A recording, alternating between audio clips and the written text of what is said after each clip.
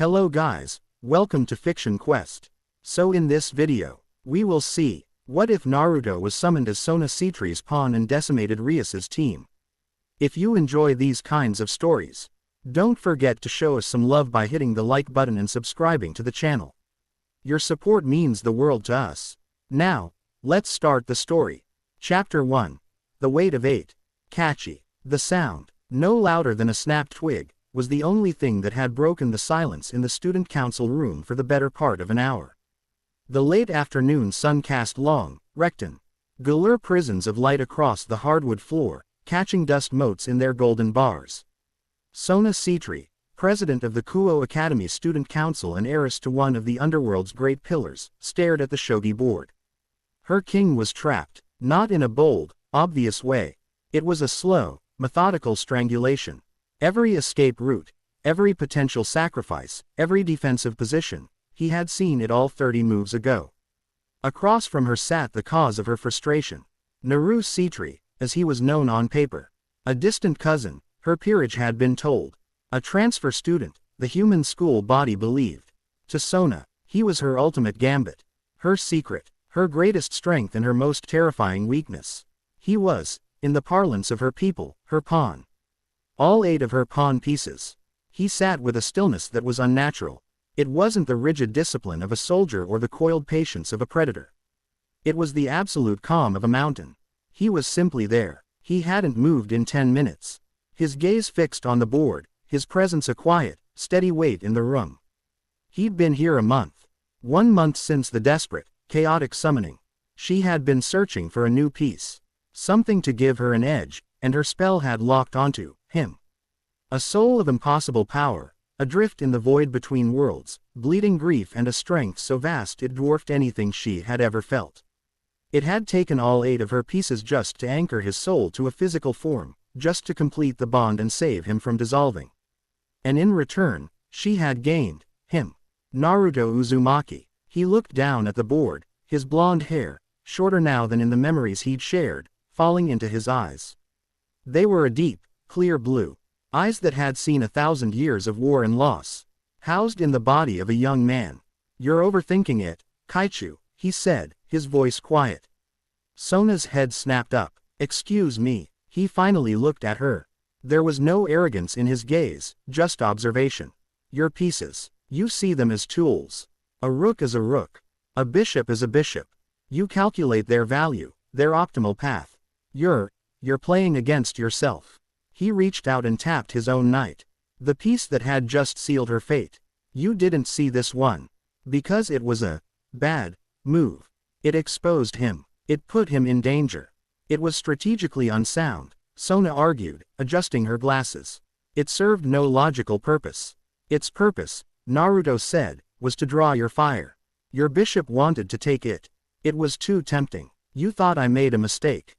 You didn't stop to ask why the knight was willing to be there." He leaned back, the chair creaking. "You see the board. You don't see the will of the pieces. They're not just wood, Kaichu. They're soldiers. And soldiers are willing to die for a cause." Sona stared at him. Their shogi games had become this. Her testing his mind, and him teaching her a philosophy that defied all demonic logic. He began resetting the pieces. "Where I'm from, the pieces were my friends. My family. I learned to play a different game. You play to win. I play to get everyone home." This was the man who held the power of all 8 of her pawns. A power that, by rights, should have made him an engine of pure, promoted destruction. A queen of unparalleled might. Yet, he chose to be this. Quiet, perceptive, and, beneath it all, deeply, fundamentally sad. He was a veteran. She was a general who had never seen a real war. "Your energy," he said, lining up his pawns, "it's different. It's like chakra, but it's raw. It feels. Your energy is tied to your emotions. Your joy, your anger, your pride." Sona stiffened. "And yours is not. Mine," he said, "is tied to my will. Or, it used to be. Now it's mixed with this demonic power. It's loud." He tapped his own chest. "It's hard to hear the world over it." Before Sona could decipher that, the door to the office slid open. Tsubaki Shinra, Sona's queen, entered. holding a stack of files. Her expression was, as always, one of perfect neutrality. Kaichu, she said, bowing. The reports for the sports festival budget are finalized. She glanced at Naruto. Naru-san, I trust your day was productive. Naruto inclined his head. Tsubaki-senpai. This was their dance. Tsubaki was the only one who seemed to understand, on a primal level, what Naruto was. She treated him not with the fear the others did, but with a cautious, profound respect. She had seen him in the training yard. She had seen him move, just once, when a practice spell had gone haywire. He hadn't dodged it. He had stepped out of its way, moving from one point to another without seeming to cross the space between. The door burst open again, this time with far less grace.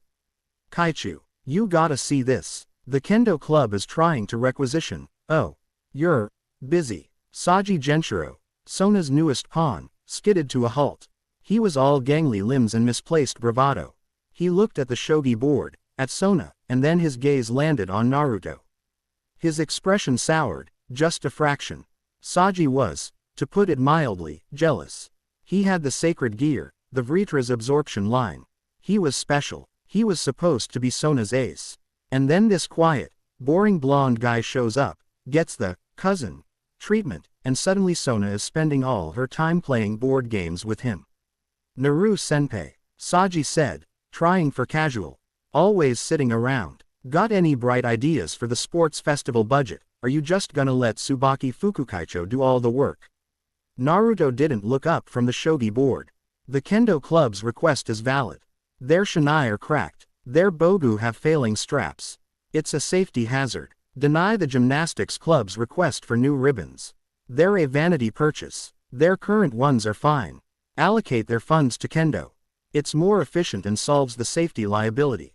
Saji's jaw hung open. But the gymnastics club, the girls. Saji, Sona said, her voice sharp. Saji flinched. He's right. The budget isn't about feelings, it's about function. Tsubaki, make the change. Thank you, Naru. Of course, Kaichu. Saji looked like he'd swallowed a lemon. He shot a glare at Naruto, who seemed utterly oblivious, already focused on a new shogi problem. Saji just couldn't get it. This guy had no energy he could sense. No aura. He was a void. How could he be so important? The rest of the council, Momo Hanakai and Ruruko Nomura, filed in, and the meeting began. For an hour, Naruto sat by the window, ostensibly reading a report on water main integrity. In truth, he was listening. Not just to the words, but to the world.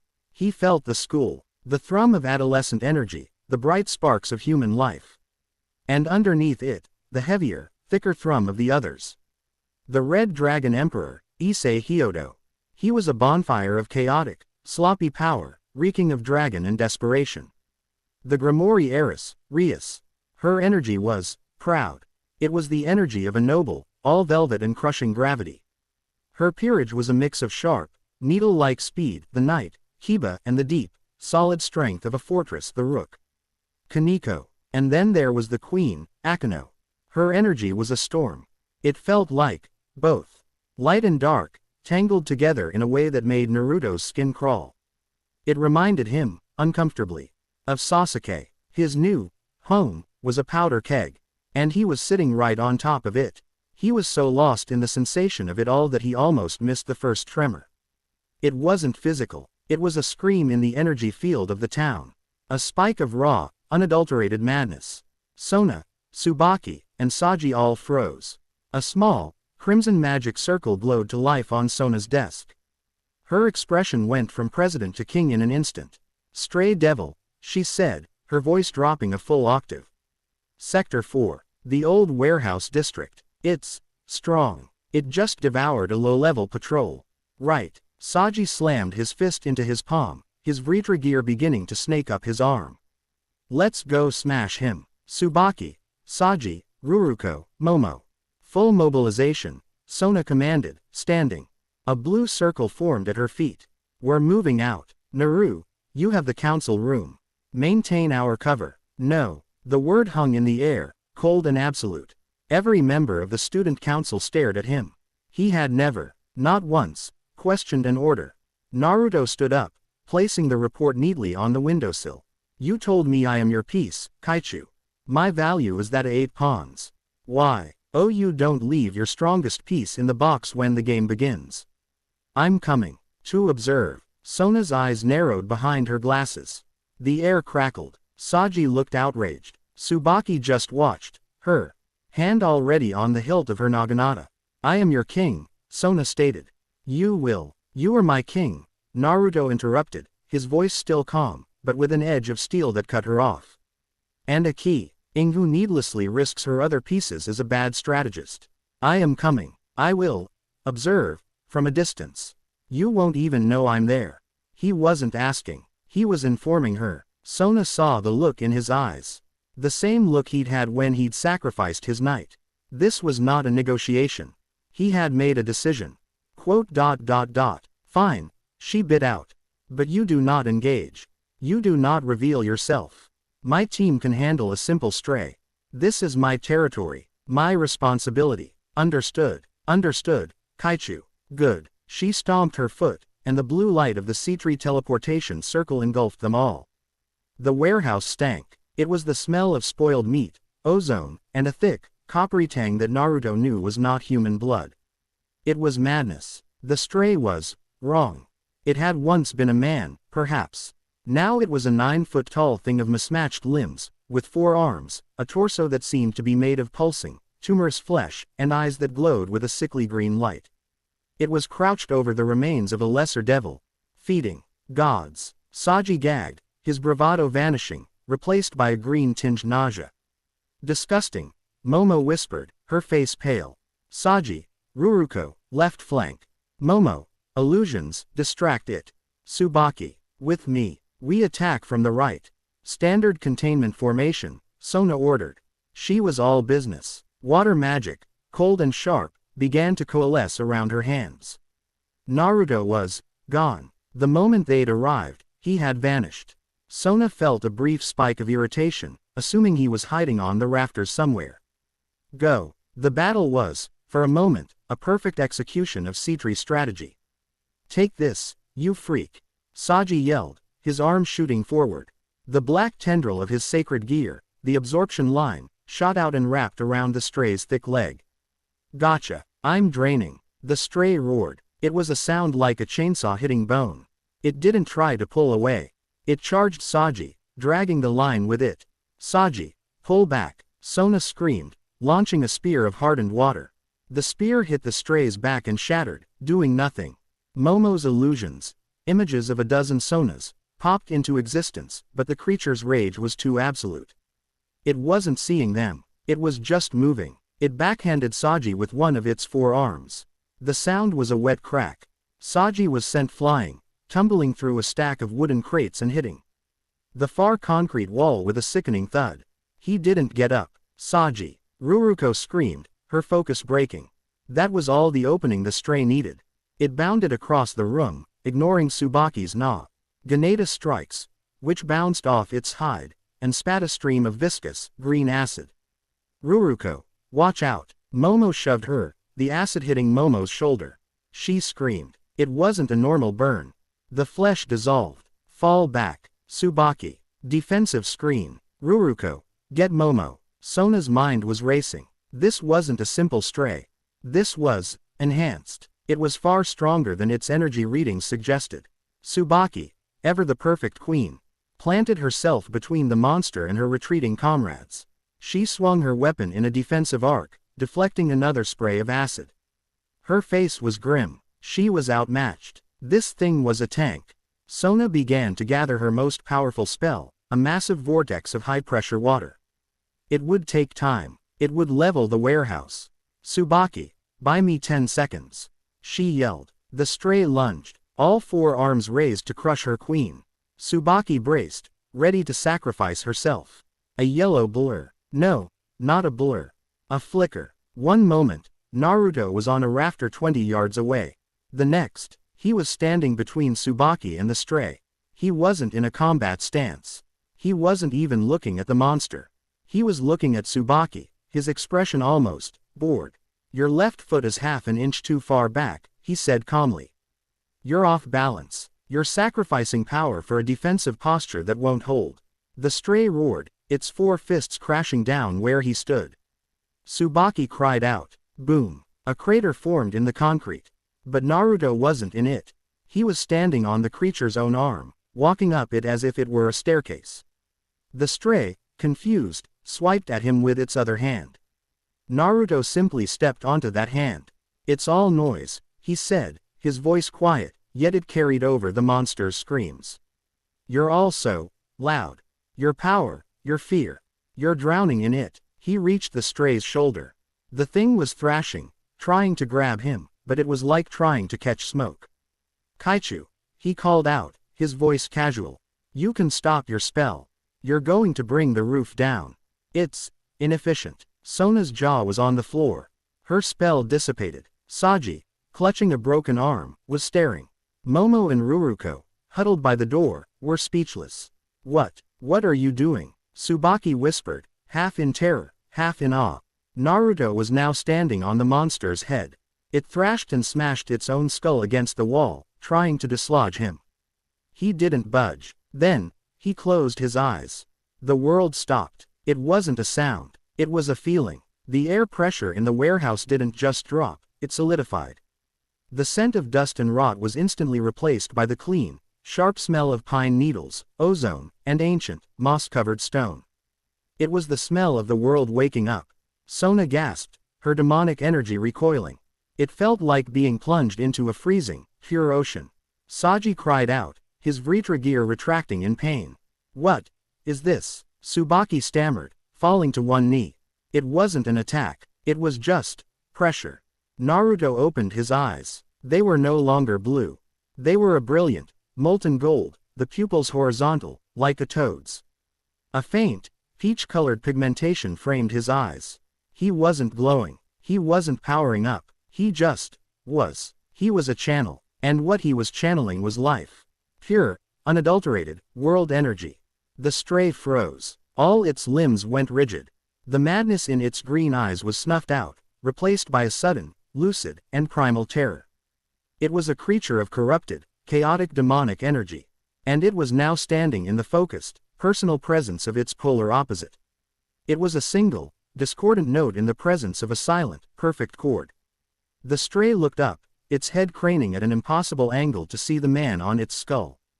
Naruto didn't fight, he didn't strike, he just spoke, and his voice was not his own. It was a dozen voices, layered over one another, old, young, male, female. It was the voice of the earth. Be still, the stray screamed. It was a sound of pure agony, as if it were being torn apart from the inside. The tumorous flesh began to recede. The extra arms spasmed and withered. The acid dripped from its jaws, turning clear. Then becoming simple saliva, it fell to its knees, all its strength gone. It was just a man now, naked and trembling, weeping. The madness had been scrubbed from it, burned away by the pure, terrifying light of natural energy. Naruto's eyes faded back to blue. The pressure vanished. The smell of pine and stone was gone. The only sound was the broken sobbing of the now former stray. Naruto hopped down from its shoulder, landing silently. He looked at Sona, who was pale as a sheet. He's neutralized, Naruto said. The corruption is gone. He's just a broken soul, now. He brushed some dust off his shoulder. You should probably call your sister. Or whoever handles this. He walked past the stunned peerage. He stopped beside Saji, who was clutching his broken arm. His face a mask of humiliation and disbelief. Naruto knelt. Your arm is broken in two places. Your pride is shattered. One will heal. The other. He sighed. You charged. You let your anger speak for you. Your power is a river, Saji. Right now, you're just drowning in it. Learn to be the banks. Control it. Don't let it control you. He stood, not waiting for a reply, and walked over to Momo. He placed a hand over her sizzling, dissolved shoulder. She flinched. A faint, warm green light, totally different from the oppressive gold, glowed in his palm. It was chakra, his own. The pain stopped. Instantly, the dissolving flesh halted. It didn't heal. His medical ninjutsu was rusty, and this was demonic acid, but it was stabilized. The wound was sealed. It will scar, he said, but it won't spread. Go to the infirmary. He turned and faced his king. Sona Sitri, the brilliant strategist, the ice-cold president, had absolutely no words. She had just watched her 8-piece pawn dismantle a threat that had crippled her entire team, without throwing a single punch. He hadn't fought it, he had overwhelmed it, he had judged it, found it wanting, and unmade its madness. We should go, Naruto said, as if commenting on the weather. The council meeting isn't over. The student council room was silent. Saji was in the school infirmary, his arm being set. Momo and Ruruko had been dismissed to do the same. It was just Sona, Tsubaki, and Naruto. Sona was at her desk, her hands clasped so tightly her knuckles were white. Tsubaki was cleaning her naginata, though it was already spotless. Her hands were shaking. Finally, Sona spoke, her voice dangerously quiet. What was that? Control. Naruto replied simply. He was back by the window, as if nothing had happened. Do not play games with me, Naru, Sona snapped. That was not demonic energy. It wasn't holy energy. It felt like the planet. What was it? Senjutsu, Naruto said. Where I'm from, we call it sage mode. It's the art of gathering natural energy. The life of the world.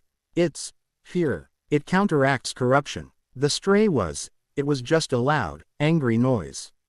I used a louder, quieter sound to silence it. Sage mode, Tsubaki whispered, her eyes wide. That's a lost art. A myth, even to devils. The world is full of myths, Naruto said. Before Sona could press him further, before she could demand to know why he had hidden this, why he had let Saji get hurt, the door to the office slammed open. It didn't slide. It was thrown open with a burst of proud, crimson energy. Rias Grimori stood in the doorway, her red hair billowing as if in a private wind. Her entire peerage was behind her, arrayed like a royal court. Akeno, her queen, was smiling her usual, slightly sadistic smile. Kiba, her knight, had a hand on his sword hilt, his expression friendly but sharp. Kaneko, her rook, was nibbling on a chocolate bar, her expression flat. And behind them, looking utterly lost, was Issei Hyodo. Sona, darling, Rias boomed, striding into the room as if she owned it. I heard you had a little extermination problem. My, Tsubaki, you look flustered. Sona stood, her own aura flaring, cold and blue. Rias, this is a private debriefing. Get out. Oh, nonsense. Rias waved a dismissive hand. We're all one big, happy family here in Kuo. Besides, my darling Issei just insisted we come. He felt a huge spike of, well, something weird, and then Saji was hauled off to the infirmary, and poor Momo was crying. You're running a sloppy ship, Sona. What do you want, Rias? Sona's voice was ice. I'm bored, Rias said, pouting. My team is bored. We're strong, we're ready, and there's no one to fight. And you've been hiding something. Her gaze, a sharp teal, slid from Sona and landed on Naruto. He hadn't turned. He was still watching the sunset. The entire Grimori peerage focused on him. Kiba's smile faded. Rias. This one, I can't feel him. He's a blank. Kaneko stopped chewing. He smells like trees. And ozone. And ramen. Akeno giggled. My, he's a quiet one, isn't he? Issei pointed, his gauntlet-less hand shaking. Hey, I know you. You're in my class. You're that weird guy who sleeps. Uzumaki. What are you doing here with President Sitri? Naruto finally turned. His blue eyes, clear and calm, swept over them. He saw the power. He saw the arrogance. He saw the family. His gaze lingered for a moment on Issei's left arm, and for a fraction of a second, his eyes sharpened. A dragon. Trapped. He's weak. The dragon is lonely.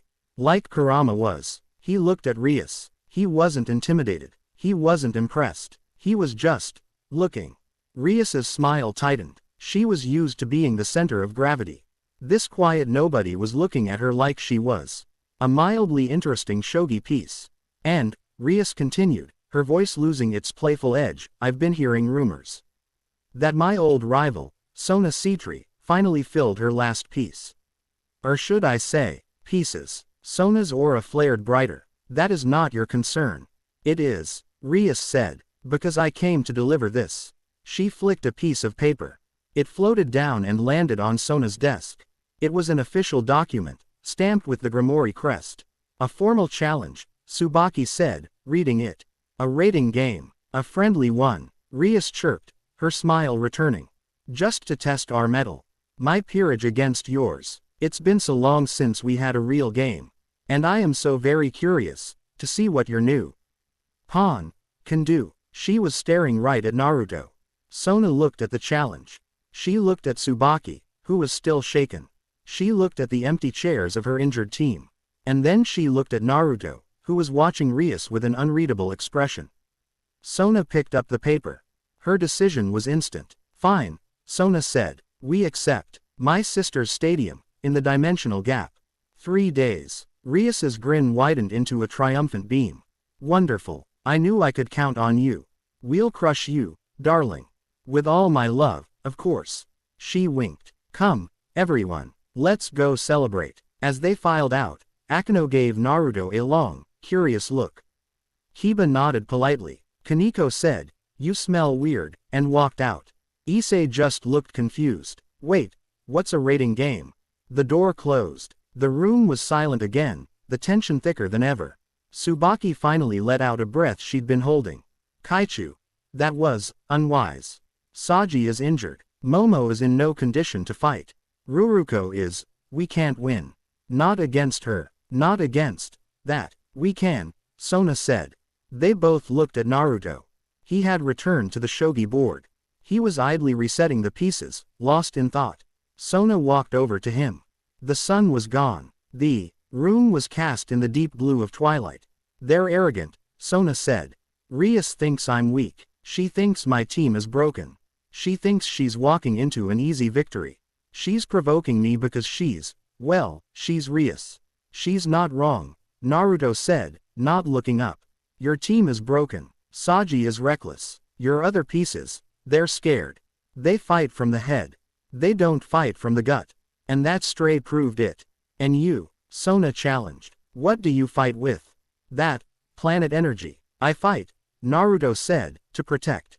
That's all. Rias is not a fool, Naru. She's a brawler. Her team is built for raw annihilation. Akeno's lightning, Kiba's speed, Kaneko's strength, and Issei's potential. She put her hand on the desk. She thinks this is a test. She wants to see you. She wants to see my trump card. She looked him dead in the eye. Are you ready for this? Naruto stopped moving the pieces. He looked at the board, at the familiar 81 squares.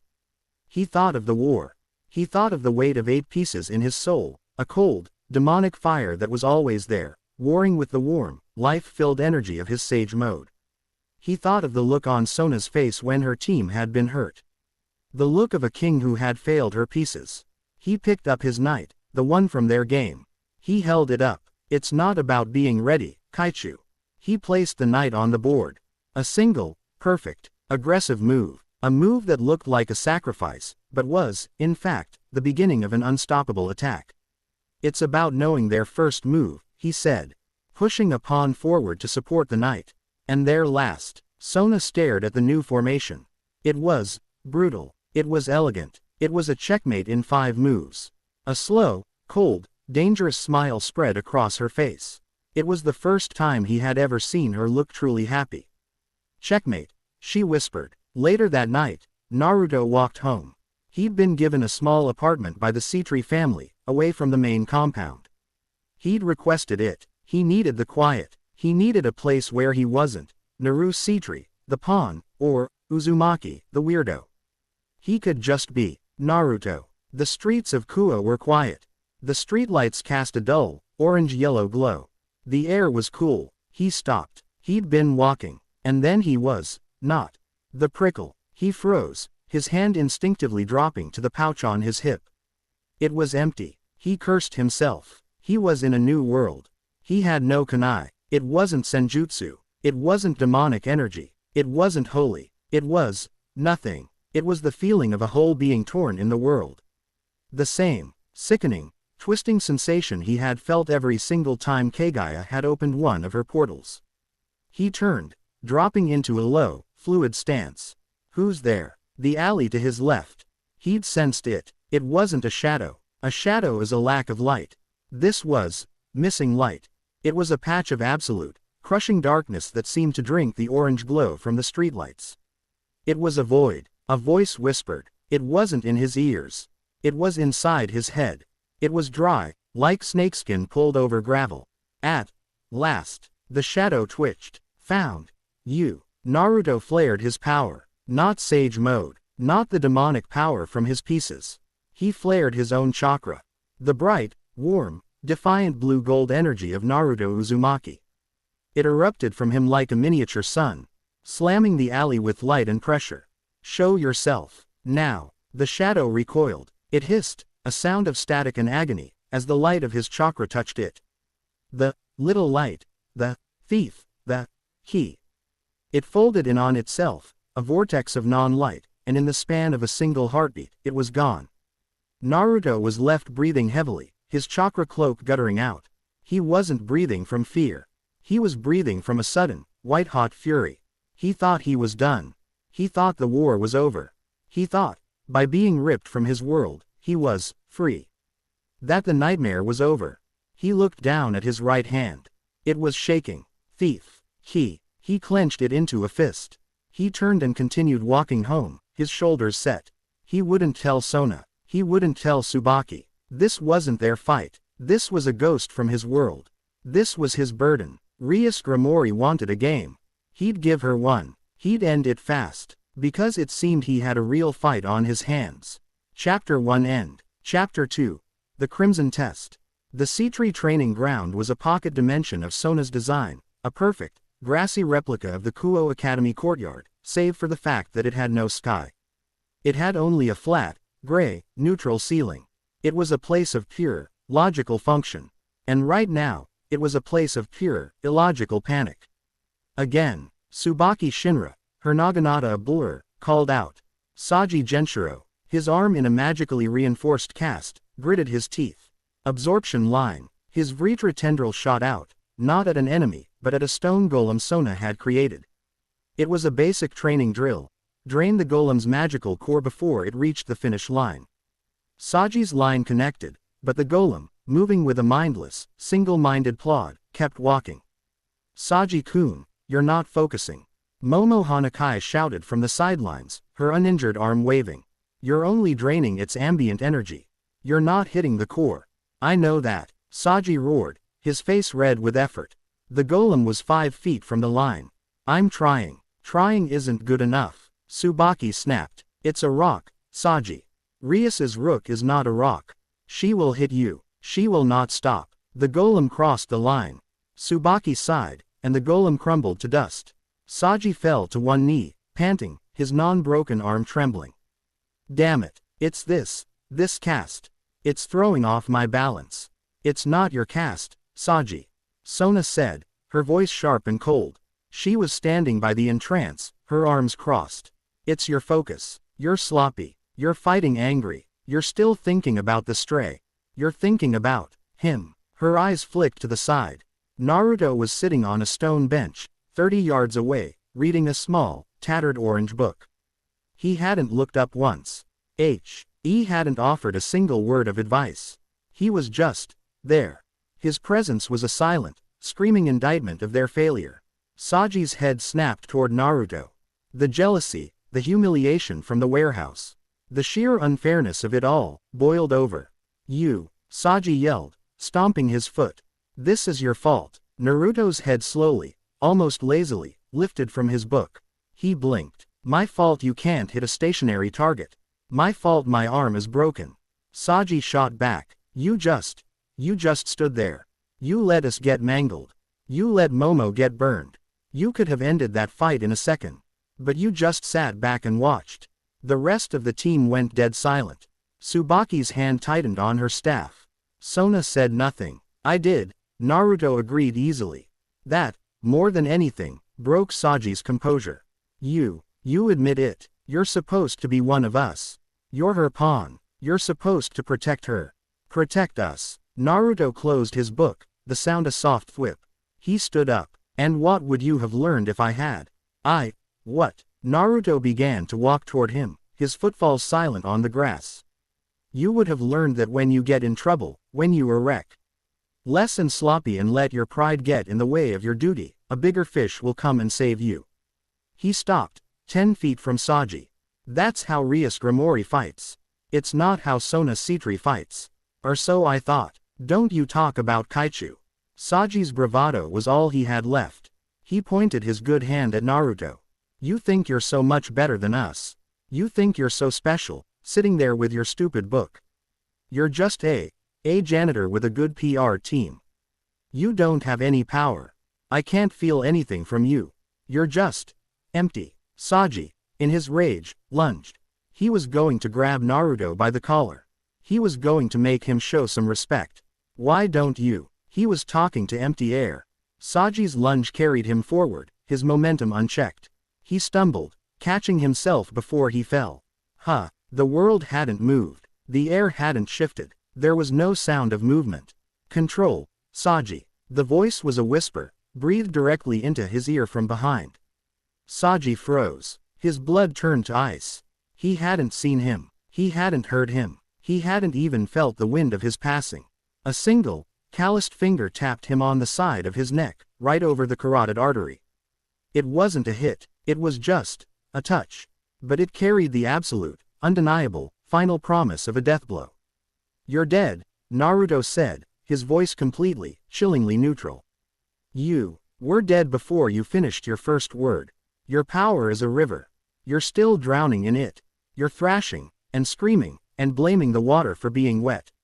He removed his finger. Saji let out a breath he didn't know he was holding. He was shaking, not from fear, but from a profound, fundamental shock. Naruto walked past him, his hands in his pockets. He stopped in front of the rest of the peerage. Tsubaki was in a defensive stance she hadn't even realized she'd taken. Momo and Ruruko were pale. All of you, Naruto said, his gaze sweeping over them. You're all the same. You're worried. You're afraid of Rias. You're afraid of her power. You're afraid of losing. And you're not. Tsubaki challenged, her voice tight. I've already lost, Naruto said, and the simple, unadorned honesty of it silenced her. I've lost more than you can imagine. There's nothing left to be afraid of. Rias Grimori isn't a threat. She's just loud, like he is. He hooked a thumb at Saji. He turned to Sona. Your team is useless. Not because they're weak. Because they're scared. You can't drill fear away, Kaichu. You can only replace it with something stronger. And your perfect strategy doesn't have a variable for courage. He walked past Sona, back toward the exit. Stop drilling. You're just reinforcing their bad habits. Go home. Get some sleep. Clear your heads. Tomorrow, the real training begins. And I'm in charge. He didn't wait for her permission. He simply stepped through the portal and was gone. The training ground was left in a stunned, heavy silence, broken only by Saji's ragged breathing. Sona adjusted her glasses. Her eye twitched. You heard him, she said, her voice clipped. Dismissed. The shogi board was a battlefield. It was almost midnight. The student council room was dark, lit only by a single desk lamp that cast stark shadows on Sona's face. She looked tired. She gestured to a large, holographic map of the raiding game field, the Kuo Academy replica. Blue and red pieces, representing their peerages, were frozen in a complex formation. This is the plan, Sona said. Phase 1. Tsubaki and Ruruko will create a diversion at the gymnasium, drawing Akano and Kaneko. Phase 2. Saji and Momo, using the Vritra gear and illusions, will set a containment trap in the old school building, designed to neutralize Kiba's speed. He's their linchpin. If Kiba falls, their formation is broken. Phase 3. I will move on Rias's command post, using the entire school's water and electrical systems as my weapons. It's a three-pronged, simultaneous attack. Their communication will be shattered. Their power structure will collapse. It was brilliant. It was precise. It was mathematically perfect. Naruto, who had been listening from the window, turned. It's perfect. And it will fail in the first 30 seconds. Sona's eye twitched again. Explain. You're playing against pieces, Kaichu. Naruto walked over to the shogi board, which sat next to the holographic map.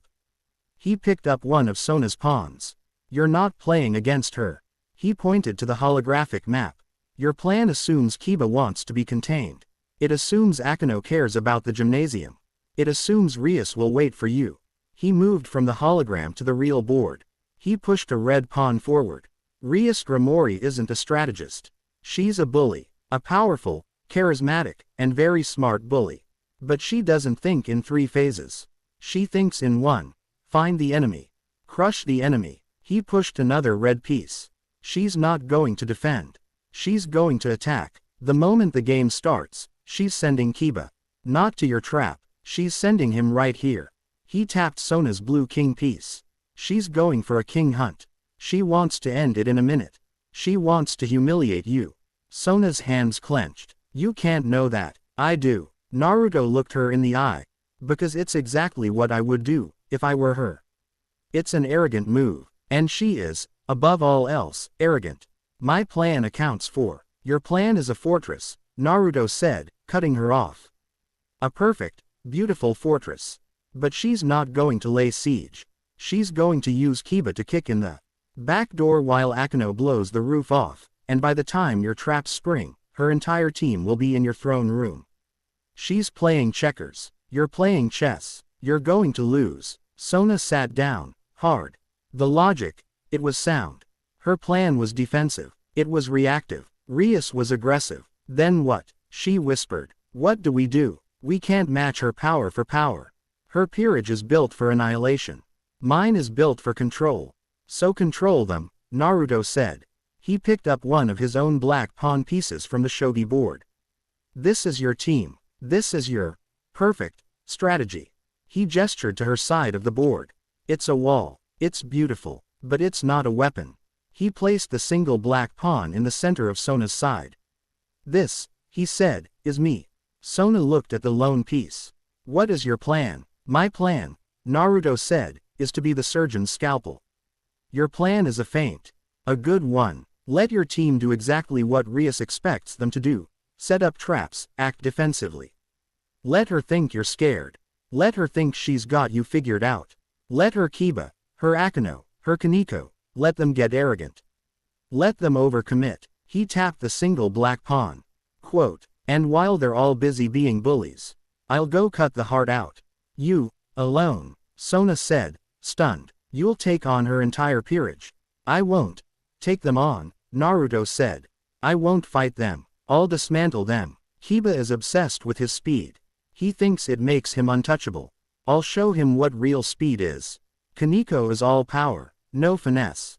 She's a charging bull. I'll be the matador. Akeno, she's the most dangerous. Her power is a storm, but she's reckless. She enjoys the destruction too much. She'll leave herself open. He looked at Sona. You're a king. You have to be willing to sacrifice a piece to win the game. The question is, are you willing to sacrifice all of them for this one? He pointed to the lone pawn. He was asking her to bet her entire reputation, her entire peerage, on him. Sona looked at the complex holographic plan. She looked at the single, defiant shogi piece.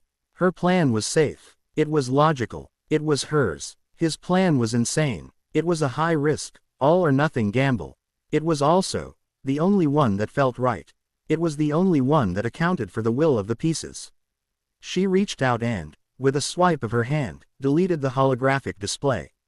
The room was plunged back into darkness, lit only by the lamp. She looked at Naruto. You are not a scalpel, Naru. You're a free pawn. Unbound by my orders. Your only objective. Eliminate Rias's power structure. The rest of my team will act as the anvil. You will be the hammer. Naruto allowed himself a small, faint smile. Checkmate. Naruto's apartment was small, functional, and devoid of personality. A bed, a table, a chair. It looked like no one lived there. He sat cross-legged on the floor, not sleeping. He was meditating. Or, he was trying to. The thing he had felt in the alley. The void. It had left an echo. A sliver of ice in his mind that his senjutsu couldn't melt. It felt wrong. It was a corruption not of energy, but of existence. Thief. He pushed the memory away.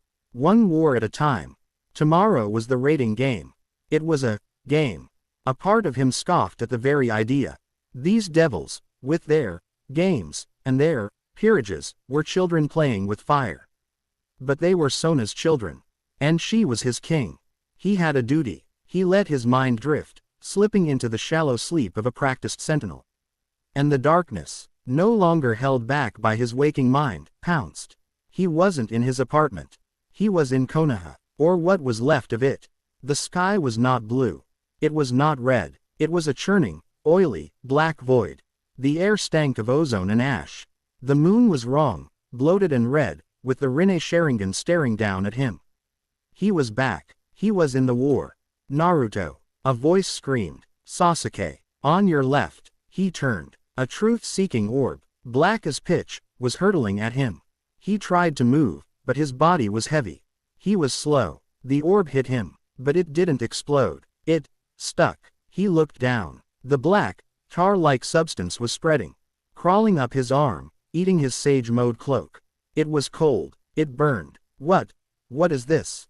He gasped. This wasn't Kagaya's power. The oily black sky rippled, and the eyes opened. Not one, not 1,000, millions. They were not physical eyes. They were rents in the fabric of the void, opening to show a universe of cold, intelligent, hungry malice. They all focused on him. On the thief. On the key. A voice, the same as the one in the alley, but now it was a chorus of 1,000,000,000 dead worlds, echoed in his skull. It is found. The light is ours. We see you. The black tar covered his face. He couldn't breathe. He was drowning in a sea of pure, absolute nothing. Naruto's eyes snapped open. He was on his floor. His apartment was dark. He was covered in a cold sweat. His hand was clamped over his chest, his heart hammering against his ribs like a trapped bird. His other hand was raised, his fingers splayed, aimed at the wall. A perfect, silent, ball-sized Rasengan was spinning in his palm, its power condensed to such a fine point that it was shredding the air, casting a brilliant blue, flickering light across the dark room. It had formed instinctively, in his sleep, a defense against a threat he couldn't hit. He let out a ragged breath, and the jutsu vanished, the sound winking out of existence. He stared at the wall, the phantom feline of the black tar still crawling on his skin. This wasn't a memory. This wasn't a simple nightmare. That thing, that void, it was hunting him. He stood, walked to the sink, and splashed cold water on his face. He looked at his reflection in the mirror. The blue eyes of a veteran stared back. Rias Gramori, her peerage, the rating game, it was all so hopelessly, painfully small. He had to end this. Fast. He had no more time for games. Chapter 2 End. Chapter 3. The scalpel's work. The transition was instantaneous and disorienting. One moment, they were in the sterile waiting room of the Sitri compound. The next, they were standing on the familiar, sun-drenched pavement of Kuo Academy. Except, it wasn't. The air was sterile. There was no wind. The sun, a perfect white circle in the sky, cast no heat. It was a replica, a dimensional arena crafted by Sona's sister, Seraphal Leviathan. It was a dollhouse a mile wide. Naruto's 5 senses screamed at him. The natural energy here was wrong. It was a flat, thin, artificial buzz. Like a fluorescent light, it made his sage's senses ache. A digital, dispassionate female voice echoed from the artificial sky. Welcome, Sitri Peerage and Gramori Peerage. The arena is a 1-to-1 replica of Kuo Academy. Standard non-lethal rules are in effect. Retirement of all pieces or the king's resignation will determine the winner. Both kings are in their respective command posts. Let the game begin. In a separate, virtual room, Sona sat before a bank of holographic screens, her face a mask of cold logic. Tsubaki, you have the lead. Saji, Ruruko, Momo. You know the plan. Phase 1, execute. Roger, Kaichu. Saji's voice was tight, but he was holding his composure. Understood, Tsubaki said. From a similar room across the map, Rias Gramori lounged in a high-backed chair. A smug smile on her face. Hey, how very like Sona. She's moving her pieces to the gymnasium. A defensible hardpoint. So dreadfully logical. Akano, Kiba, Kaneko. You 3 know what to do. Full assault. Don't play with your food. I want this over quickly. Issei, you stay here with me. You're my personal guard. Ah. Rias Bushu. Issei whined, his boosted gear forming on his arm. I wanna fight. I can take that Saji guy. Patience, my cute pawn, Rias cooed. You're the trump card. Now go, my peerage. Show them the power of House Grimori. Naruto was not in a command room. He was not with the others. He was on his own, standing in the shadow of the old clock tower. He'd been given a single calm link. Naru, Sona's voice came, crisp and clear in his ear. My team is moving. They are the bait. I know, Naruto said, his eyes closed. He was tracking the energy signatures.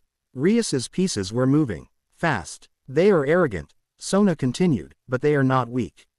Akeno, Kiba, and Kaneko, all at once, my team will fall. That's the plan, Naruto said. He wasn't tracking Sona's team.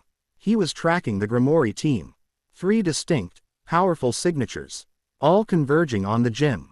Yes, they'd taken the bait. Kiba's was a sharp, fast needle. Kaneko's was a small, dense stone. Akeno's was a crackling storm. The hammer is free, Kaichu, Naruto said, opening his eyes. Strike true. He ended the link. He didn't need the chatter. He took one, single, deep breath. The artificial air tasted like static. He pushed the unease away. He head the nightmare of the void into a box. One war at a time. He flickered. The gymnasium was a cacophony of light and sound. Take this, sacred gear. Absorption line. Saji roared, his black tendril lashing out. Kiba Yudo just laughed, a bright, handsome sound. He sidestepped it, his form blurring. Too slow, Saji-kun. He appeared behind Saji, the pommel of his demonic sword slamming into Saji's back. Gah! Saji hit the floor. Saji. Mirror Alice. Tsubaki intercepted, her reflective shield blocking a bolt of lightning from Akeno, who was floating near the basketball hoops, her smile wide and predatory. My, Tsubaki. Akeno purred. You're all trying so hard. It's adorable. Kaneko, meanwhile, was methodically demolishing every piece of cover Sona's team tried to use. Momo and Ruru, were launching combined magic attacks, water spears and wind blades, but Kaneko just walked through them, her small fists shattering their spells, and punched the scoreboard. It exploded, raining shrapnel. Sona's team was fighting valiantly. They were fighting with courage. They were also, hopelessly, definitively, losing. This is pathetic, Kiba said, his friendly demeanor gone. He was all business. He flicked his sword, parrying Tsubaki's naginata. You're Sona's queen. You should be better than this. Our purpose, Tsubaki gritted out, her arms shaking from the impact, is not to defeat you. It is to hold you.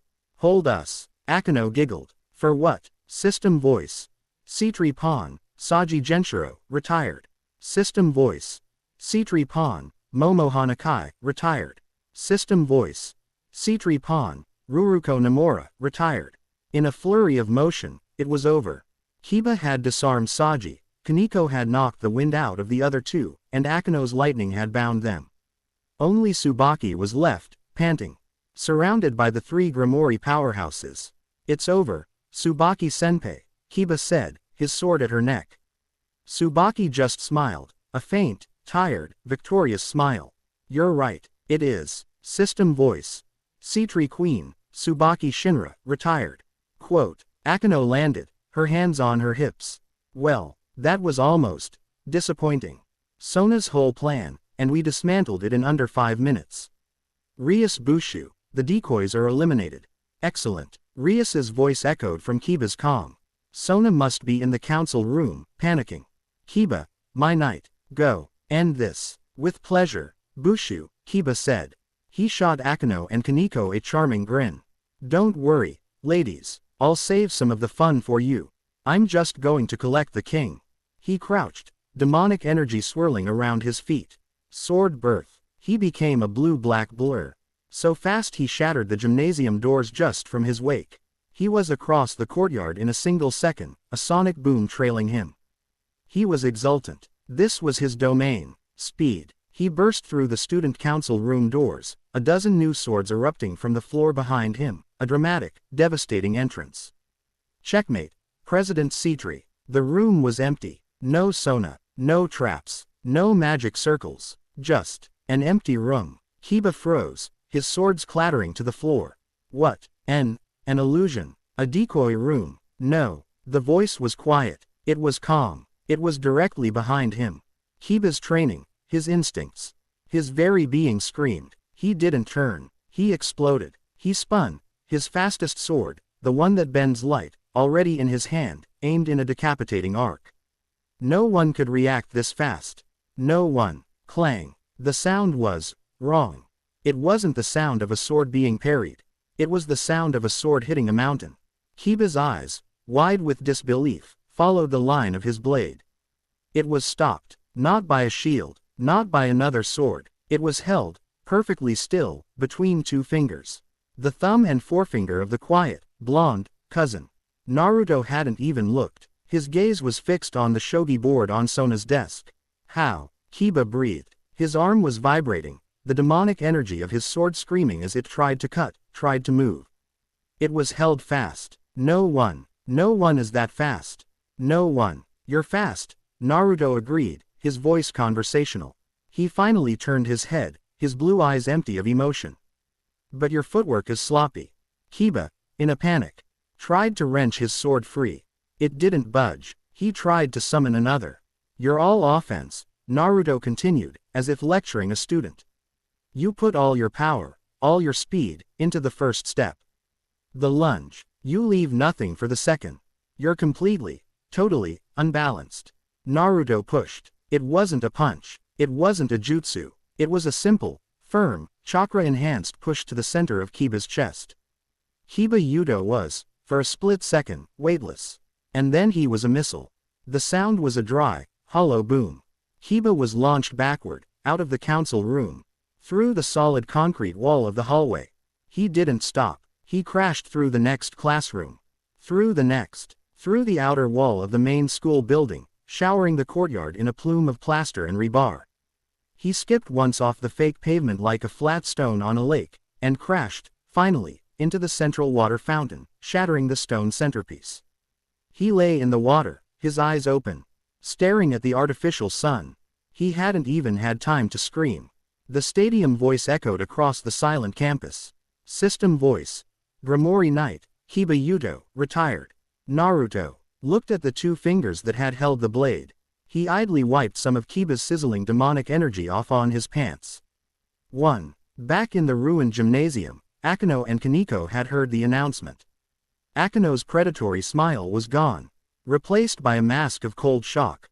Kiba-kun, retired. How? Sona couldn't. Kaneko said nothing. Her head snapped up. Her cat's ears, usually hidden, had twitched.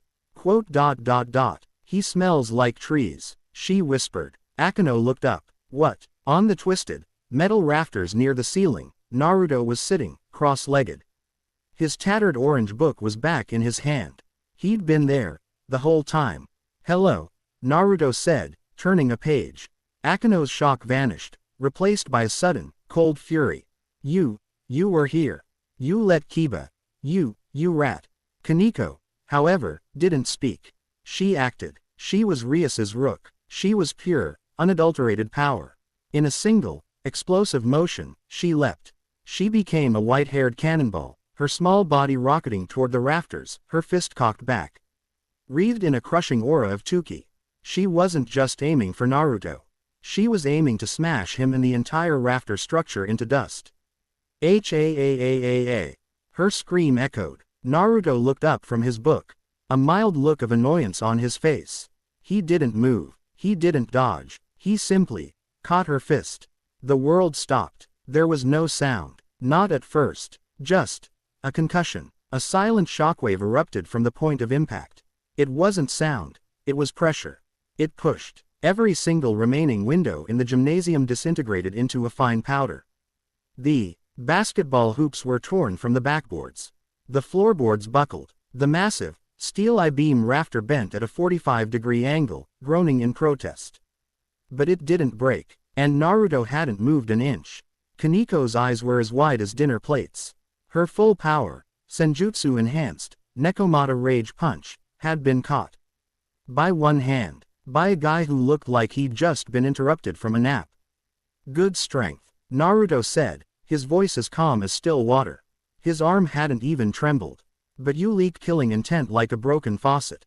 It's messy. You telegraph every move. In a real fight, he said, his voice dropping, you'd be dead before you even jumped. Kaneko, in a primal, animal panic, tried to swing with her other fist. Naruto was faster. Not Kiba fast. He was efficient. He released her fist and, in the same motion, gently tapped her on the forehead with 2 fingers. It wasn't a hit, it was a pulse, a perfect, precise, controlled injection of pure chakra.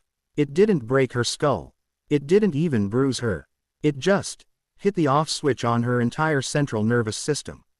Her eyes rolled back into her head. Her Tuki vanished. She went completely limp. Naruto, still holding his book in his other hand, caught her by the scruff of her shirt before she could fall 30 feet to the floor. He held her there for a second, then gently, almost disrespectfully, dropped her. She landed in a heap on the splintered floorboards below. System voice. Gramori Rook, Kaneko Tuju, retired. Naruto looked at his hand, then back at his book. 2. Now, there was only Akeno. She was alone. She was floating, but her feet were trembling. She had just watched her 2 teammates, the pillars of Rias's offense, be dismantled. Not beaten, dismantled, in less than 10 seconds. This wasn't a game. This wasn't fun. This was terrifying. What? She whispered, her voice shaking. Her playful, sadistic mask was gone, shattered. What are you? Naruto hopped down from the rafter, landing on the floor without a sound. His book vanished in a small puff of smoke. I'm the hammer, he said simply, starting to walk toward her. That single word, hammer, snapped Akeno out of her fear. It was replaced by a sudden, scalding rage. The terror was still there, but it was now laced with the holy, righteous fury of a fallen angel. You, she shrieked. You'll pay for that. Her sadism returned, not as a playful tease, but as a genuine, unhinged defense. Die. She raised her hands. The artificial sky above the gym tore. The lights went out. A massive, swirling vortex of black clouds and golden lightning formed. This wasn't her usual demonic lightning. This was holy lightning. Her full, unrestrained power. Just disappear. She unleashed it. Not a single bolt. A storm. A pillar of pure, golden, holy fallen angel lightning, wide as the basketball court, crashed down, aimed directly at Naruto. The world turned white and gold. And as the power tore through the dimensional barrier, the artificial sky glitched. It wasn't just Akeno's storm clouds. For a fraction of a second, the entire gray ceiling of the arena vanished. And Naruto saw it. The black, oily, starless void. The pressing, suffocating nothing. And the eyes, millions of them, all turning, all focusing. Akeno's power, this hybrid of light and dark, was a beacon to them. It was a dinner bell. We see the key. Naruto's blood ran cold. It's not just hunting me. It's hunting this power. The lightning struck. Krakathoom. The explosion was deafening. The entire gymnasium floor was vaporized, leaving a 30-foot, glassed-over crater. The very foundations of the arena shook. Akeno was panting, her hair wild, tears of rage and exertion streaming from her eyes. Got him. I got him. No. The voice was cold. It was angry. From the center of the molten crater, Naruto walked. He wasn't unscathed. His shirt was gone, his jacket was smoking cinders. But he was fine. He was covered in a simmering, translucent, golden aura. It wasn't the tailed beast. It wasn't the demonic red of a pawn. It was his own chakra, refined by a lifetime of war and sage's training. It sizzled against the lingering holy lightning, the two powers neutralizing each other in a shower of harmless sparks. Akeno's face went white. It didn't work. No, nothing can just walk through holy lightning. Why? Naruto stopped, 10 feet from her. His blue eyes were no longer calm. They were ice. He wasn't angry at her. He was angry at the void she had almost let in. Your power is impressive, he said, his voice flat and hard. It is also unfocused. You're using your rage to power a storm, but you can't control it. You don't even know what you're touching when you reach that high, do you? He was in front of her. She didn't see him move. He had crossed the 10 feet in the space between her heartbeats. She tried to summon another bolt. She tried to move. She tried to breathe. He was too fast. A single, sharp, precise chop to the side of her neck. It was the exact same move he'd used on the stray, on Kaneko. Clinical, dispassionate, final. Akino's eyes closed. Her power vanished. She collapsed to the ground in an unconscious heap. System voice. Gremory Queen, Akino Himahima, retired. Naruto stood in the absolute ruin of the gymnasium. Kiba, Kaneko, Akino, the three strongest pieces on Rias's board. Gone. He looked up at the artificial sky. It was gray and stable again.